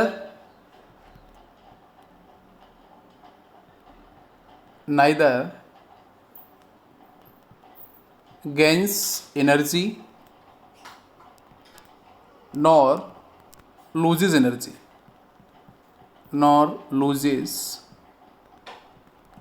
energy, ठीक है। तो इन्होंने क्या बोला कि भाई जो एनर्जी है किसी भी ऑर्बिट या सेल की वो फिक्स्ड है। इसका मतलब तो यही हुआ है ना। देखो, while revolving in a particular orbit an electron neither gains energy nor loses energy. इसका सीधा सा मतलब क्या है, इसका सीधा सा मतलब यही समझ में आ रहा है कि आपका जो एनर्जी ऑफ ऑर्बिट या सेल है, एनर्जी ऑफ ऑर्बिट और सेल, ये क्या समझ में आ रही है, ये आपकी फिक्स समझ में आ रही है कि भाई ये फिक्स्ड है। और ये जो फिक्स्ड वर्ड यहाँ पे यूज किया गया, तो सेल्स बेटा जो इन्होंने नया नाम उसको बोला सेल्स का, these are called stationary. These are called stationary energy levels. ठीक है, तो इन्हीं को उन्होंने बेटा क्या बोला, स्टेशनरी एनर्जी लेवल उन्होंने बोला कि भाई क्या है यहाँ पे, आपको समझो, बात समझो ध्यान से कि जो भी इलेक्ट्रॉन्स रिवॉल्व कर रहे हैं पर्टिकुलर ऑर्बिट के अंदर, ना तो बेटा एनर्जी को ले रहे हैं, ना ही एनर्जी को रिलीज कर रहे हैं। तो मतलब क्या है कि किसी भी न्यूक्लियस के अराउंड जो भी आपके ऑर्बिट्स हैं उनकी बेटा एनर्जी क्या है, वो तो फिक्स्ड है ना। अरे बताओ ज़रा, जब एनर्जी आपकी फिक्स्ड है तो फिक्स्ड के लिए इन्होंने बट बेटा यूज किया नया, बट देखो स्टेशनरी, तो these are called stationary energy level. तो इसका आपका देख लो एक्सप्रेशन क्या बनेगा कि भाई एल इजक्वल टू, मैं अगर बात करूँ सपोज एन इजक्वल टू 1, मैं बात करूँ एन इजक्वल टू 1, तो बताओ ज़रा हम के हम की सेल बोलेंगे, एन इजक्वल टू 2 के लिए हम कौन सेल बोलते हैं, L shell. N is equal to 3 के लिए हम लोग क्या बोलते हैं, M shell. N is equal to 4 के लिए क्या बोलते हैं, एन सेल। या फिर नेक्स्ट आपका ओ सेल, इस तरीके से। क्लियर है? ओके, तो बस याद रखना है कि यहाँ पे उन्होंने जो बोला कि भाई जो भी इलेक्ट्रॉन्स रिवॉल्व कर रहा है वो ना ही एनर्जी को ले रहा है ना ही एनर्जी को दे रहा है। तो मतलब आपका जो एनर्जी ऑफ ऑर्बिट और सेल्स वो फिक्स, ये बोर ने बोला था, मैं फिर से बोलूँगा बोर ने बोला था, जिन्होंने नया वर्ड यूज किया स्टेशनरी एनर्जी लेवल। अब इसके बाद हम लोग बात करेंगे नेक्स्ट पॉइंट को समझने के लिए कि भाई किस तरीके से हम कैलकुलेशन करते हैं रेडियस की, वेलोसिटी की, काइनेटिक एनर्जी की, पोटेंशियल एनर्जी की और टोटल एनर्जी की। यस बच्चों, नेक्स्ट पॉइंट हम लोग बात करेंगे अब कैलकुलेशन की। तो सबसे पहले हम लोग बात करें बेटा रेडियस के बारे में। ठीक है, फर्स्ट पॉइंट आपका आएगा दैट इज दी रेडियस। ठीक, तो रेडियस को हम लोग कैसे करेंगे कैलकुलेट। आपको पता है कि मैंने दो आपको फॉर्मूले आपको बताए थे। एक तो आपको एंगुलर मोमेंटम का M B R is equal to N H by 2 pi, M B R is equal to N H divide by 2 pi. देखो सारी बुक में लिखा हुआ है, बहुत सारी चीज़ें आपको वहाँ से अगर पढ़ने को मिलेगा तो पढ़ सकते हो, बट समझने के लिए काफ़ी चीज़ें ज़रूरी है, इसलिए कॉन्सेप्ट को फोकस करो। ये फर्स्ट पॉइंट। सेकेंड फॉर्मूला मैंने बताया था 1 डिवाइड बाई 4 पाई एप्सिलॉन। ठीक है, Z E square Q1 Q2 था आपका multiplied divide by R square is equal to था आपका M B square divide by R. ये था आपका सेकेंड फार्मूला। दोनों ही इंपॉर्टेंट हैं, इन्हीं से हम लोग चीज़ों को रिलेट करेंगे और सॉल्व करने की कोशिश करेंगे। तो चलते हैं रेडियस पे। तो रेडियस के लिए मैं बताऊं तो रेडियस के लिए बच्चों आपका जो फर्स्ट फार्मूला था उसका हम लोग करेंगे स्क्वायर और डिवाइड कर देंगे बच्चों हम लोग सेकेंड फार्मूले के साथ। ठीक है, तो ऐसे ही हम लोग फॉलो करने वाले हैं, देखो ध्यान से। तो फर्स्ट फार्मूला बेटा क्या था, N H by 2 pi is equal to M B R. इसका हम स्क्वायर कर देंगे। अब स्क्वायर करेंगे और ये तो बच्चों आपका हो गया ना फर्स्ट एक्सप्रेशन, इसका स्क्वायर होगा और डिवाइड हम लोग करेंगे बेटा सेकेंड एक्सप्रेशन के साथ। ठीक, तो फोकस करेंगे। तो यहाँ से आपका क्या बनेगा पता हो ज़रा, N square H square divide by 4 pi square divide by नीचे क्या आएगा, Z E square divide by 4 pi epsilon, नीचे आपका आर स्क्वायर। ठीक है, इज इक्वल टू क्या बनेगा, एम स्क्वायर, स्क्वायर किया ना मैंने दोनों side, M square B square I square divide by नीचे क्या हो जाएगा, M B square divide by R. ये बात समझ में आई क्या, पता हो पहले। अब इसमें से कुछ टर्म कैंसिल होने वाले हैं, कौन कौन टर्म कैंसिल होगा, ये आपके बी स्क्वायर से बी स्क्वायर कैंसिल हो जाएगा। ठीक है, इसके बाद मैं नेक्स्ट पॉइंट की बात करूँ और कौन सा टर्म आपको दिख रहा है कैंसिल होते हुए, आपका यहाँ से स्मॉल एम दिख रहा है, तो स्मॉल एम से आपका एक टर्म कैंसिल हो जाएगा। ठीक है, एक स्मॉल एम। नेक्स्ट बताओ ज़रा, यहाँ से आपका एक पाई से आपका ये पाई कैंसिल हो जाएगा। नेक्स्ट इस 4 से आपका ये 4 कैंसिल हो गया। ठीक है, ओके। बाकी टर्म जो बचे हैं उन टर्म को मैं लिखने वाला हूँ। तो क्या बचा है सिर्फ, बताओ ज़रा। तो सिर्फ आपका यहाँ से बचेगा that is N square H square divide by pi into M is आपका मल्टीप्लाइड रहेगा। यस, तो यहाँ से आपका रहेगा epsilon R square divide by नीचे क्या होगा, Z into E square is equal to R square into R. यहाँ से एक आर स्क्वायर ये कैंसिल कर दो फिर, तो सिर्फ आर इक्वल टू क्या बनना, आर इक्वल टू बन गया आपका N square H square epsilon ऊपर और नीचे क्या बनेगा, pi into M Z E square. यही तो बचा आपका, ये हो गया बच्चों रेडियस का फॉर्मूला। बट आपको देखो अगर पूरा आप स्टेप याद रखोगे तो अच्छी बात है, क्योंकि कभी अगर मैनुअली अगर कोई चीज़ें यहाँ पे चेंज कर दें तो फिर आपको ये फॉर्मूले की जो आपको मैंने कॉन्सेप्ट बताया इसको फॉलो करना पड़ेगा। अदरवाइज जो शॉर्ट फॉर्मूले की बात करते हैं वो कब यूज करना है, जब आपको सिर्फ और सिर्फ जेड की वैल्यू गिवन है। तो आपका अगर मैं बात करूँ तो यहाँ पे एक शॉर्ट ट्रिक क्या बनती है उसको मैं बता देता हूँ आपको। आर एन इक्वल टू क्या बता था बेटा, रेडियस का फॉर्मूला क्या बना था बताओ, एच स्क्वायर जो कांस्टेंट है उसको बाहर निकालो, epsilon divide by pi into M E square, ये सब के सब कांस्टेंट एक साइड कर लो। इधर क्या बचेगा आपका एन स्क्वायर बाई जेड। अब इसकी वैल्यू आपको बताऊँ बच्चों ये होती है 0.53, ठीक है, और इंटू आपका इधर से क्या मिलेगा, it is N square by Z. तो ये आपका आंसर क्या मिला, इट इज़ इन एंगस्ट्रॉम। बात समझ में आई क्या। तो ये पूरे कांस्टेंट की वैल्यू अगर आपको अगर क्वेश्चन के अंदर जेड गिवन है, बाकी चीज़ें आपको डिफाइन नहीं करी हैं, तो आप सीधा फॉर्मूला लगाओ आंसर आपको मिलेगा, कंपेयर कर सकते हो, ठीक है। लेकिन अगर आपको बाकी चीज़ें अगर आपको चेंज करके दे दी इसने तो फिर 0.53 नहीं आएगा, तो फिर कुछ और वैल्यू निकल के आएगी, तो उसमें हम इसको फॉलो करेंगे। इसलिए स्टेप को याद रखो किस तरीके से हम लोग निकल रहे हैं, एक दो बार देखोगे तो आपको समझ में आ जाएगा। इसी तरीके से नेक्स्ट हम लोग बात करेंगे यहाँ पे फॉर दी, यहाँ से क्लियर हो चुका है आपको, ओके। तो नेक्स्ट पॉइंट को मैं आपको रिलेट करूँगा कि यहाँ पे किस तरीके से रेडियस के बाद वेलोसिटी आपकी निकाली जाएगी। तो नेक्स्ट पॉइंट आपका होगा वेलोसिटी। यहाँ पे मैं बताऊँगा बेटा जो बोर आपका जो मॉडल है ये हाइड्रोजन लाइक एटम के लिए ही काम करता है, ठीक है। हाइड्रोजन लाइक एटम का मतलब क्या है भाई, जिसके पास अगर मैं बात करता हूँ प्रोटॉन्स और न्यूट्रॉन्स की, उसके अकॉर्डिंग मैं बात करूँगा अभी, ठीक है, बताऊँगा एग्जाम्पल से भी। तो नेक्स्ट आपका वेलोसिटी। तो वेलोसिटी को बेटा हम लोग कैसे निकालते हैं, तो आपको पता है मैंने बताया था M V R equal to क्या था, एन एच बाई 2 पाई था। तो ऐसा करो यहाँ पे आपका जो रेडियस है उसकी जगह वैल्यू को पुट कर दो जो अभी निकाली थी। तो क्या बनेगा आपका, ये बनेगा एम इंटू बी और ब्रैकेट में क्या हो जाएगा N square H square epsilon divide by नीचे क्या आएगा pi into M Z E square आ जाएगा। आर की जगह पुट कर दिया, यहाँ से आपका एन एच बाई 2 पाई, देखो क्वेश्चन कैंसिल हो रहे हैं, इस पाई से पाई कैंसिल, और क्या कैंसिल बेटा, ये एन एच से एक एन एच यहाँ से कैंसिल, तो सिर्फ क्या मिल रहा है, यहाँ से आप देखोगे तो यहाँ से आपको सिर्फ मिलेगा बी एन, बेटा वेलोसिटी निकाल लो एक साइड में, is equal to Z E square divide by 2h epsilon it is N, ठीक है। तो ये मिल गया आपको यहाँ से फार्मूला, इसको आपको याद रखना है। बाकी अगर इसमें शॉर्ट की बात करी जाएगी तो क्या करो, इसमें से आपके जो कांस्टेंट है उसको बाहर निकाल लो। तो B N is equal to बेटा कांस्टेंट कौन कौन से हैं, देखो एफ ई स्क्वायर चार्ज की बात करें डिवाइड बाई 2h एप्सिलॉन, बाहर निकाल दो इसको, ये कांस्टेंट हो गए हैं।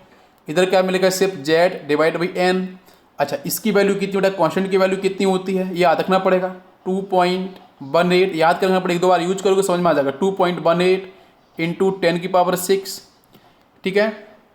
तो रिजल्टेंट आपका फॉर्मूला क्या बना बताओ जरा, बी एन का फॉर्मूला बन जाएगा आपका 2.18 इंटू 10⁶, और बाकी क्या है जेड बाई एन।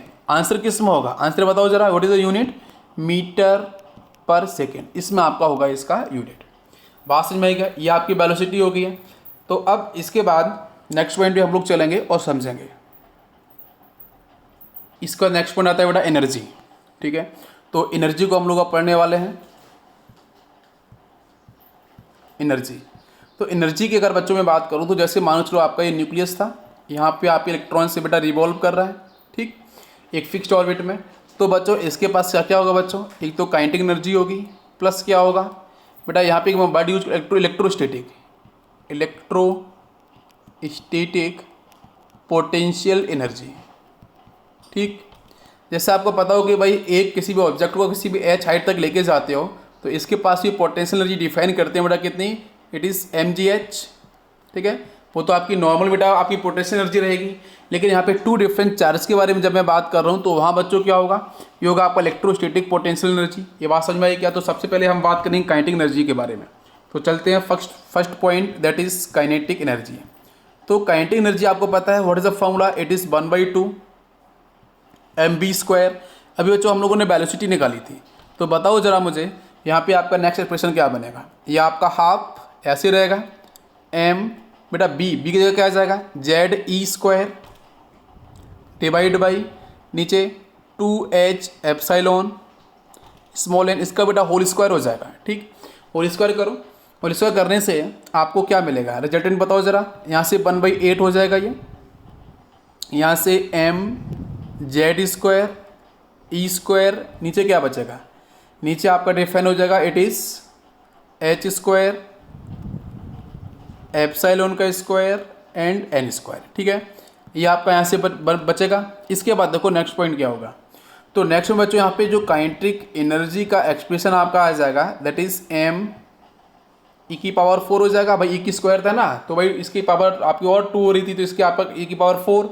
नीचे क्या बचेगा 8 H square epsilon square into Z square divide by N square. और ये बच्चों अगर मैं बात करूँ तो यहाँ पे आपका कांस्टेंट वर्ड डिफाइन अपना ये है, तो इसकी वैल्यू कितनी होती है दैट इज़ 13.6। और बाकी यहाँ से क्या मिल रहा है, ये तो मिल रहा है आपको Z square divide by N square. तो ये बच्चों बन गई आपकी value of kinetic energy that is 13.6 into Z square divide by N square, but उस यूनिट इज इलेक्ट्रॉन वोल्ट। बात समझ में आई कैसे निकाला मैंने, ओके। इसके बाद अब मैं बात करूँगा यहाँ पे पोटेंशियल एनर्जी को लेके। तो पोटेंशियल एनर्जी का क्या बनता है फॉर्मूला देखेंगे, फोकस करेंगे। तो नेक्स्ट पॉइंट आता है बच्चों पोटेंशियल एनर्जी। बस पोटेंशियल एनर्जी बेटा डिफरेंस किसका नेगेटिव साइन आएगा और -2 का मल्टीप्लाई करना पड़ता है, वो कैसे होता है मैं बताऊंगा। जैसे बच्चों मान लो आपका ये Q1 चार्ज है, ये आपका Q2 चार्ज है, दोनों के बीच की डिस्टेंस आपकी स्मॉल r है। तो मुझे बताओ यहाँ पे पोटेंशियल एनर्जी इक्वल टू क्या बनेगा। ये आपका आ जाएगा 1 डिवाइड बाई 4 पाई एप्सिलॉन, यहाँ से आपका Q1 Q2 डिवाइड बाई नीचे r हो जाएगा। अब इसके बाद याद रखना पड़ेगा कि आपका ये जो Q1 है, अगर इस Q1 को बच्चों हम लोग न्यूक्लियस मान लेते हैं, इसको हम लोग सपोज लिप्टर रिवॉल्विंग इलेक्ट्रॉन मान लेते हैं, ठीक है।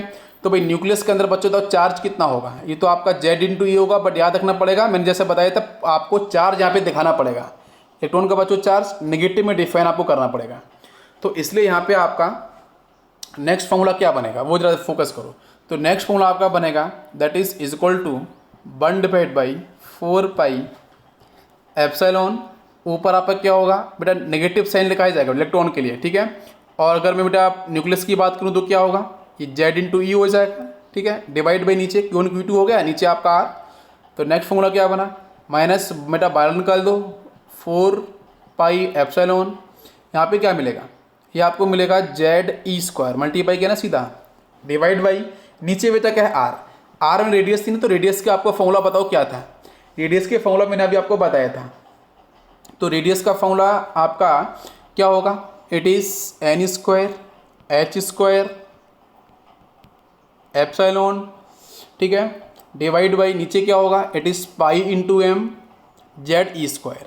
बस ये बड़ा रेडियस का फॉर्मूला, इसकी वैल्यू को यहाँ पे पुट करोगे तो देखो नेक्स्ट एक्सप्रेशन क्या बनेगा। तो नेक्स्ट एक्सप्रेशन आपका बनेगा it is A minus M Z square, ये ई की पावर 4 हो जाएगा, ये स्क्वायर है आपका, और डिवाइड बाई नीचे कितना होगा, नीचे आपका रहेगा 4 एप्सिलॉन का square H square N square. ऊपर नीचे ऐसा करो 2 और 2 का मल्टीप्लाई कर दो, क्योंकि मुझे क्या बनाना है, मुझे आपका जो कांस्टेंट है उसको 13.6 बनाना है, इसलिए हम बात कर रहे हैं। इस 4 को आप 8 बना दो, इसलिए हम 2 का मल्टीप्लाई कर रहे हैं दोनों साइड। तो यहाँ से क्या बन जाएगा, ये बनेगा आपका minus M E square divide नीचे 8 हो जाएगा ना आपका 4 इंटू 8 एप्सिलॉन स्क्वायर, और यहाँ पे क्या होगा it is H square into क्या इधर क्या बचेगा जेड स्क्वायर बचेगा और एन स्क्वायर, यही तो बचेगा, और ऊपर आपका 2 रहेगा। ये आपका बन गया बेटा बेसिक फार्मूला। अब यहाँ से देख लो आपका कौन सा टर्म बेटा 13.6 बनना है, वो मैं आपको लिखूँगा एक साथ। तो नेक्स्ट पॉइंट पे आते हैं। तो यहाँ से आपका 13.6 जो बनेगा उसको मैं आपको बताता हूँ। तो ये आपका निकल के आ जाएगा इट इज़ -2, जो कांस्टेंट है बेटा वहाँ से आपका 13.6 मिल जाएगा, -2 तो आपको माइनस एन तो बचेगा ही, और बाकी क्या बचेगा इधर से Z square divide by N square. तो ये बन गया आपका फॉर्मूला किसका, it is for potential energy. और जब हम बात करेंगे टोटल एनर्जी की तो वो क्या होती है, काइनेटिक एनर्जी, ठीक है, इलेक्ट्रॉन की प्लस पोटेंशियल एनर्जी, दोनों को आप ऐड करोगे तो कितनी वैल्यू आ जाएगी बेटा, प्लस में आ जाएगी। कितनी आएगी 13, कितनी वैल्यू आएगी आप जरा ऐड करके देखोगे तो कितना, नॉट प्लस, क्योंकि आपका मैं तो पहले काइनेटिक एनर्जी लिखता हूँ। काइनेटिक एनर्जी की वैल्यू कितनी है 13.6, और कितना है होता है Z square by N square, ये काइनेटिक एनर्जी। बताओ पोटेंशियल एनर्जी की वैल्यू कितनी थी, माइनस में थी ना, यस -2, और मल्टीप्लाइड था आपका 13.6, और इसके साथ क्या था आपका Z square by N square, लेते हैं यहाँ पे Z square divide by N square, okay, अब इसको आप अगर ऐड करोगे तो यहाँ से आपका जो टोटल एनर्जी आपका निकल के आ जाएगा, माइनस में आएगा, कॉमन ले सकते हो आप 13.6 into Z square divide by N square, और ये भी किस में आएगा, इलेक्ट्रॉन वोल्ट के अंदर इसका यूनिट आपका डिफाइन किया जाएगा। ये सबको समझ में आपको आया किस तरीके से मैंने सॉल्व किया है। अब हम लोग बात करेंगे total energy of electrons in nth shell of hydrogen atom. Yes बच्चों, अब हम इसके बाद बात करने वाले हैं total energy of electron in nth shell.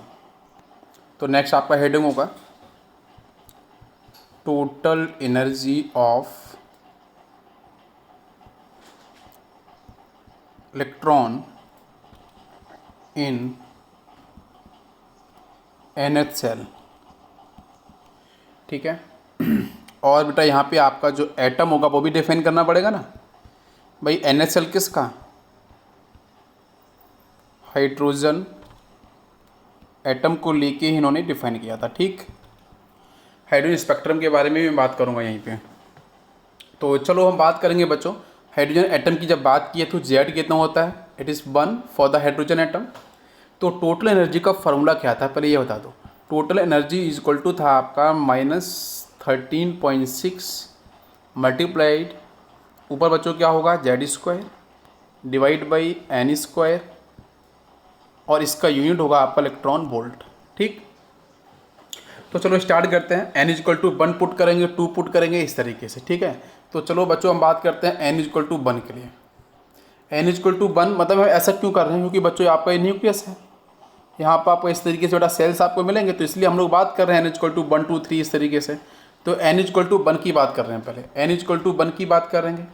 तो भाई टोटल एनर्जी क्या होगी बताओ ज़रा, फॉर्मूला तो पता है आपको, -13.6, इधर आपका होगा Z square by N square, Z भी 1 एन भी 1, स्क्वायर करोगे तो कुछ आपका कैंसिल होगा, 1 मिलेगा, तो आंसर कितना है 13.6 इलेक्ट्रॉन वोल्ट। ठीक है, तो फर्स्ट सेल के लिए बेटा कितनी वैल्यू आई, टोटल एनर्जी 13.6 इलेक्ट्रॉन वोल्ट। अब चलते हैं n इक्वल टू 2 पे, n इक्वल टू 2 की बात करेंगे for the hydrogen atom. Total energy कितनी आ जाएगी, what is the formula, 13.6 into, याद रखो, मैं तो 3-4 बार आप लिखोगे आपको याद हो जाएगा, Z square by N square मतलब ऊपर बेटा 1 हो जाएगा, जेड की वैल्यू 1 का स्क्वायर 1, नीचे आपका 4 हो जाएगा, इससे आप कैंसिल करो, तो 4 से कैंसिल करो कितना आएगा, यह जाएगा -3.4 इलेक्ट्रॉन वोल्ट। ठीक है, एक ये आ गया n इक्वल टू 2 के लिए। अब चलेंगे n इक्वल टू 3 पे, तो n इक्वल टू 3 क्या बोलेगी बेटा टोटल एनर्जी के लिए। ठीक है, तो टोटल एनर्जी इक्वल टू -13.6, बेटा ऊपर तो 1, जेड स्क्वायर 1 हो जाएगा, डिवाइड बाई एन स्क्वायर की बात करेंगे तो भाई 3 का स्क्वायर मतलब 9, 9 से इसे कैंसिल करो तो कितना आ जाएगा -1.51 इलेक्ट्रॉन वोल्ट। इसके बाद n इक्वल टू 4 जरा बेटा देखते हैं तो टोटल एनर्जी कितना आएगा, बस वहाँ पे आपका क्या होगा -13.6 इंटू ऊपर तो 1 रहेगा, नीचे 16 हो जाएगा, बस इससे कैंसिल करेंगे अपन तो आएगा -0.85 इलेक्ट्रॉन वोल्ट। तो ये आपकी देखो डिफरेंट, मैंने सेल्स के अंदर एनर्जी को, मैंने टोटल एनर्जी को डिफाइन कर दिया है।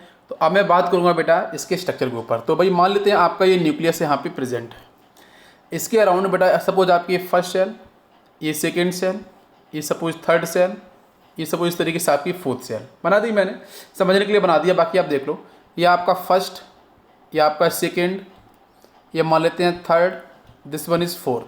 ठीक है, फर्स्ट सेल की एनर्जी कितनी है बताओ ज़रा, फर्स्ट सेल की एनर्जी कितनी है बच्चों निकल के आई थी -13.6। ठीक है, सेकेंड की एनर्जी कितनी आई थी -3.4, लिख लो जरा इसे, -3.4 इलेक्ट्रॉन वोल्ट। नेक्स्ट थर्ड की बात करेंगे तो कितना आई थी -1.51 इलेक्ट्रॉन वोल्ट, अभी बताई थी मैंने निकालना। और फोर्थ की बात करेंगे तो कितना आया था वैल्यू, -0.85 इलेक्ट्रॉन वोल्ट। आप देखो बच्चों न्यूक्लियस से आप जितना दूर जाते जा रहे हो तो कहीं ना कहीं क्या है बेटा 13.6 डेफिनेटली बड़ी वैल्यू, बट नेगेटिव साइन लगा है तो काफ़ी स्मॉल वैल्यू होगी ना। तो जैसे बेटा आप न्यूक्लियस से दूर जाते जाओगे तो जो एनर्जी ऑफ इलेक्ट्रॉन्स है, मतलब हम बात कर रहे हैं एनर्जी, तो जो एनर्जी ऑफ इलेक्ट्रॉन है वो क्या होगा, एनर्जी इलेक्ट्रॉन में डेफिनेटली आपका इंक्रीज हो रहा है। आप देखो ध्यान से, समझ आपको आएगा एनर्जी इलेक्ट्रॉन्स क्या हो रहा है इंक्रीज। अगर मैं ऐसे बात करूं कि बच्चों n इक्वल टू अगर इनफाइनेट है तो मुझे बताओ टोटल एनर्जी की वैल्यू कितनी हो जाएगी, तो टोटल एनर्जी आपका यहाँ पे हो जाएगा 0। बट एन इन्फिनिट का मतलब क्या है वो समझना जरूरी है। इसका मतलब है कि इलेक्ट्रॉन बेटा आपका फ्री हो चुका है न्यूक्लियस से, इसका मतलब तो यही है ना। अरे भाई आपका जो लास्ट है वो इन्फिनिट माना गया है, तो मतलब वहाँ पे कोई फोर्स ऑफ अट्रैक्शन होगा ही नहीं। अरे भाई न्यूक्लियस और इसके बीच में कोई फोर्स नहीं होगा, कोई फोर्स काम नहीं करेगा, बिल्कुल नेग्लिजिबल होगा। तो हम बात कर सकते हैं कि एन टेंस टू इन्फिनिट का मतलब है कि electron is free from nucleus. तो इसका मतलब हम लिख सकते हैं, तो इसका मतलब हम यहाँ पे लिख सकते हैं इस तरीके से कि बच्चों अगर एन आपका इन्फिनिट ऐसे डिफाइन किया गया सेल्स में, तो उस समय आपकी जो टोटल एनर्जी होगी वो आपकी ज़ीरो, और इसका एग्जैक्ट जो मीन होगा कि electron is free, electron is free from nucleus. ठीक है, इलेक्ट्रॉन आपका फ्री हो चुका है न्यूक्लियस से, इसका मतलब यही होगा, तभी टोटल एनर्जी क्या हो चुकी है आपकी जीरो। ये बात समझ में आई? ओके, इसके बाद चलते हैं नेक्स्ट पॉइंट पे। नेक्स्ट पॉइंट आपका बेटा 6 पॉइंट था, तो 6 पॉइंट एक्चुअली में क्या बोलता है हम लोग बात करेंगे। आपका 6 पॉइंट, तो 6 पॉइंट के अंदर आपका डिफाइंड किया हुआ है, उसको जरा फोकस करो। 6 पॉइंट में बोला कि electron can accept energy and can lose energy. Electron can accept energy and lose energy. Accept and lose, तो जो आपका इलेक्ट्रॉन रिवॉल्व कर रहा है बेटा फिक्स्ड ऑर्बिट के अंदर, वो एनर्जी को एक्सेप्ट भी करेगा अगर उसे मिलेगी, और एनर्जी को लूज भी करेगा। अगर बेटा उस इलेक्ट्रॉन ने एनर्जी को एक्सेप्ट किया तो वो जंप करेगा बेटा कहाँ पे, to the higher energy level. तो मैं लिखूंगा नेक्स्ट पॉइंट में कि अगर इलेक्ट्रॉन ने एनर्जी को एक्सेप्ट किया, ठीक है, तो उस केस में इलेक्ट्रॉन आपका जंप करेगा, ठीक है, jump to higher energy level. High energy level पे आपका जंप कर जाएगा, मतलब इसको हम बोलेंगे this is called excitation. This is called excitation of electron. ठीक, ओके।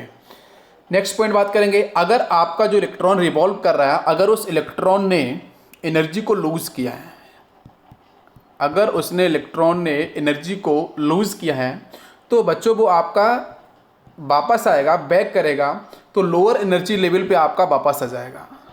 लोअर एनर्जी लेवल पे आपका रिटर्न बैक हो जाएगा। ठीक है, रिटर्न बैक होगा कहाँ पे, आपके लोअर एनर्जी लेवल पे। तो इसको हम लोग क्या बोलेंगे, वहाँ बोला था एक्साइटेशन, तो यहाँ पे क्या होगा, डी एक्साइटेशन। सिंपल है, तो ये आपका हो गया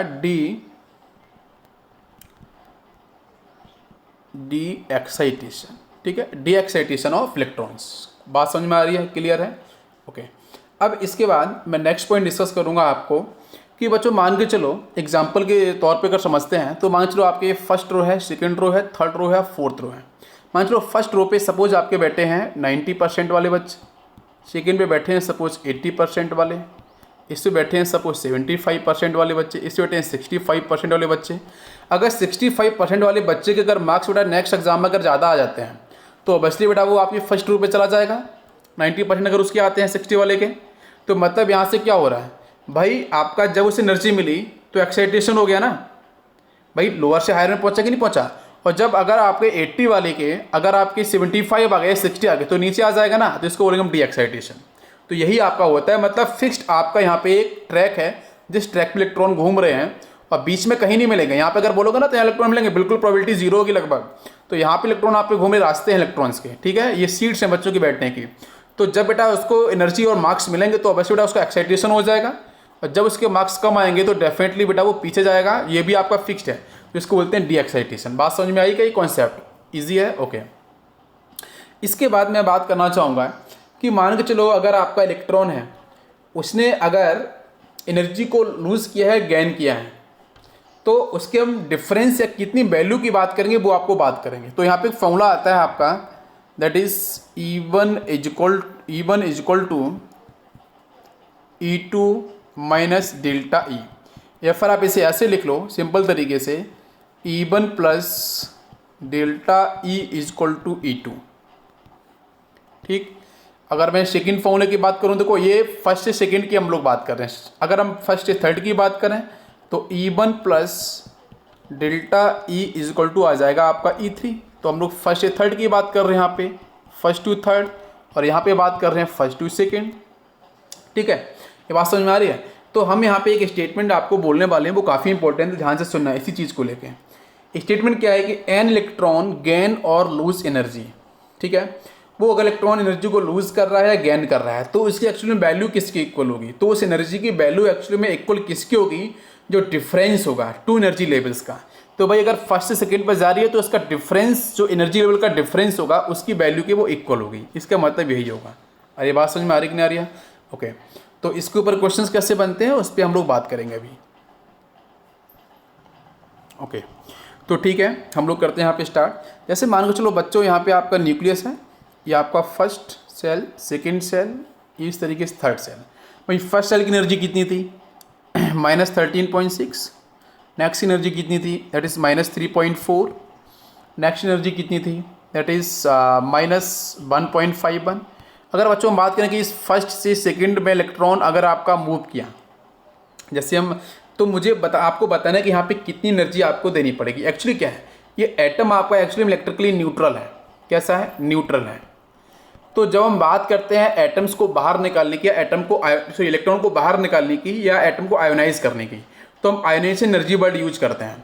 तो एक्चुअली में आयोनाइजेशन एनर्जी की आपको मैंने बताया था पहले, बाकी मैं आपको पीरियड टेबल के अंदर पढ़ाऊंगा कि बच्चों यहाँ पे आपका आयोनाइजेशन एनर्जी का मतलब होता है energy required, energy required not release, energy आपकी जो रिक्वायर्ड पड़ेगी, energy required to release the electrons. ठीक है, energy required to release the electron, मतलब एनर्जी आप दे रहे हो, देने का मतलब क्या है, पॉजिटिव में। तो सीधा सा मतलब है कि यहाँ पे आप एनर्जी दे रहे हो। तो फर्स्ट से सेकंड में जाना है, ये n इज इक्वल टू 1 है, ये n इज इक्वल टू 2 है, यहाँ से यहाँ पे आपको डिफाइन करना है। तो इलेक्ट्रॉन्स अगर आपका यहाँ से यहाँ मूव करेगा तो कितनी एनर्जी आपको सप्लाई करनी पड़ेगी, दैट इज इंपॉर्टेंट पॉइंट। तो एनर्जी सप्लाई करने का मतलब आप देखो तो यहाँ से कितना होगा बेटा, फर्स्ट की एनर्जी कितनी है 13.6। आपको पहुँचाना कहाँ पे है, आपको पहुँचाना है, मैं यहाँ पे आपकी जो वैल्यू दे रखी है सेकेंड के अंदर बच्चों कितनी है, 3.4 है। ठीक है, तो अब देख लो इन दोनों में डिफरेंस आप करके देख लो, तो डिफरेंस करके देखो तो आपको एनर्जी समझ में आएगी। मतलब यहाँ पे नीचे वाला कितना है, -3.4 है।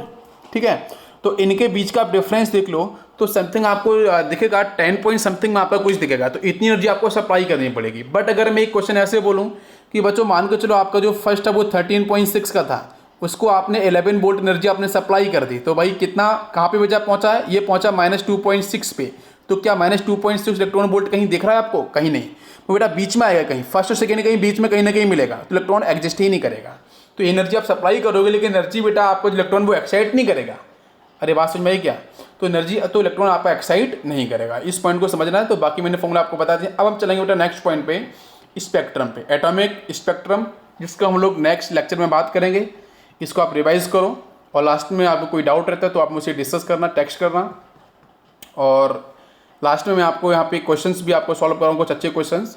चलो, थैंक यू।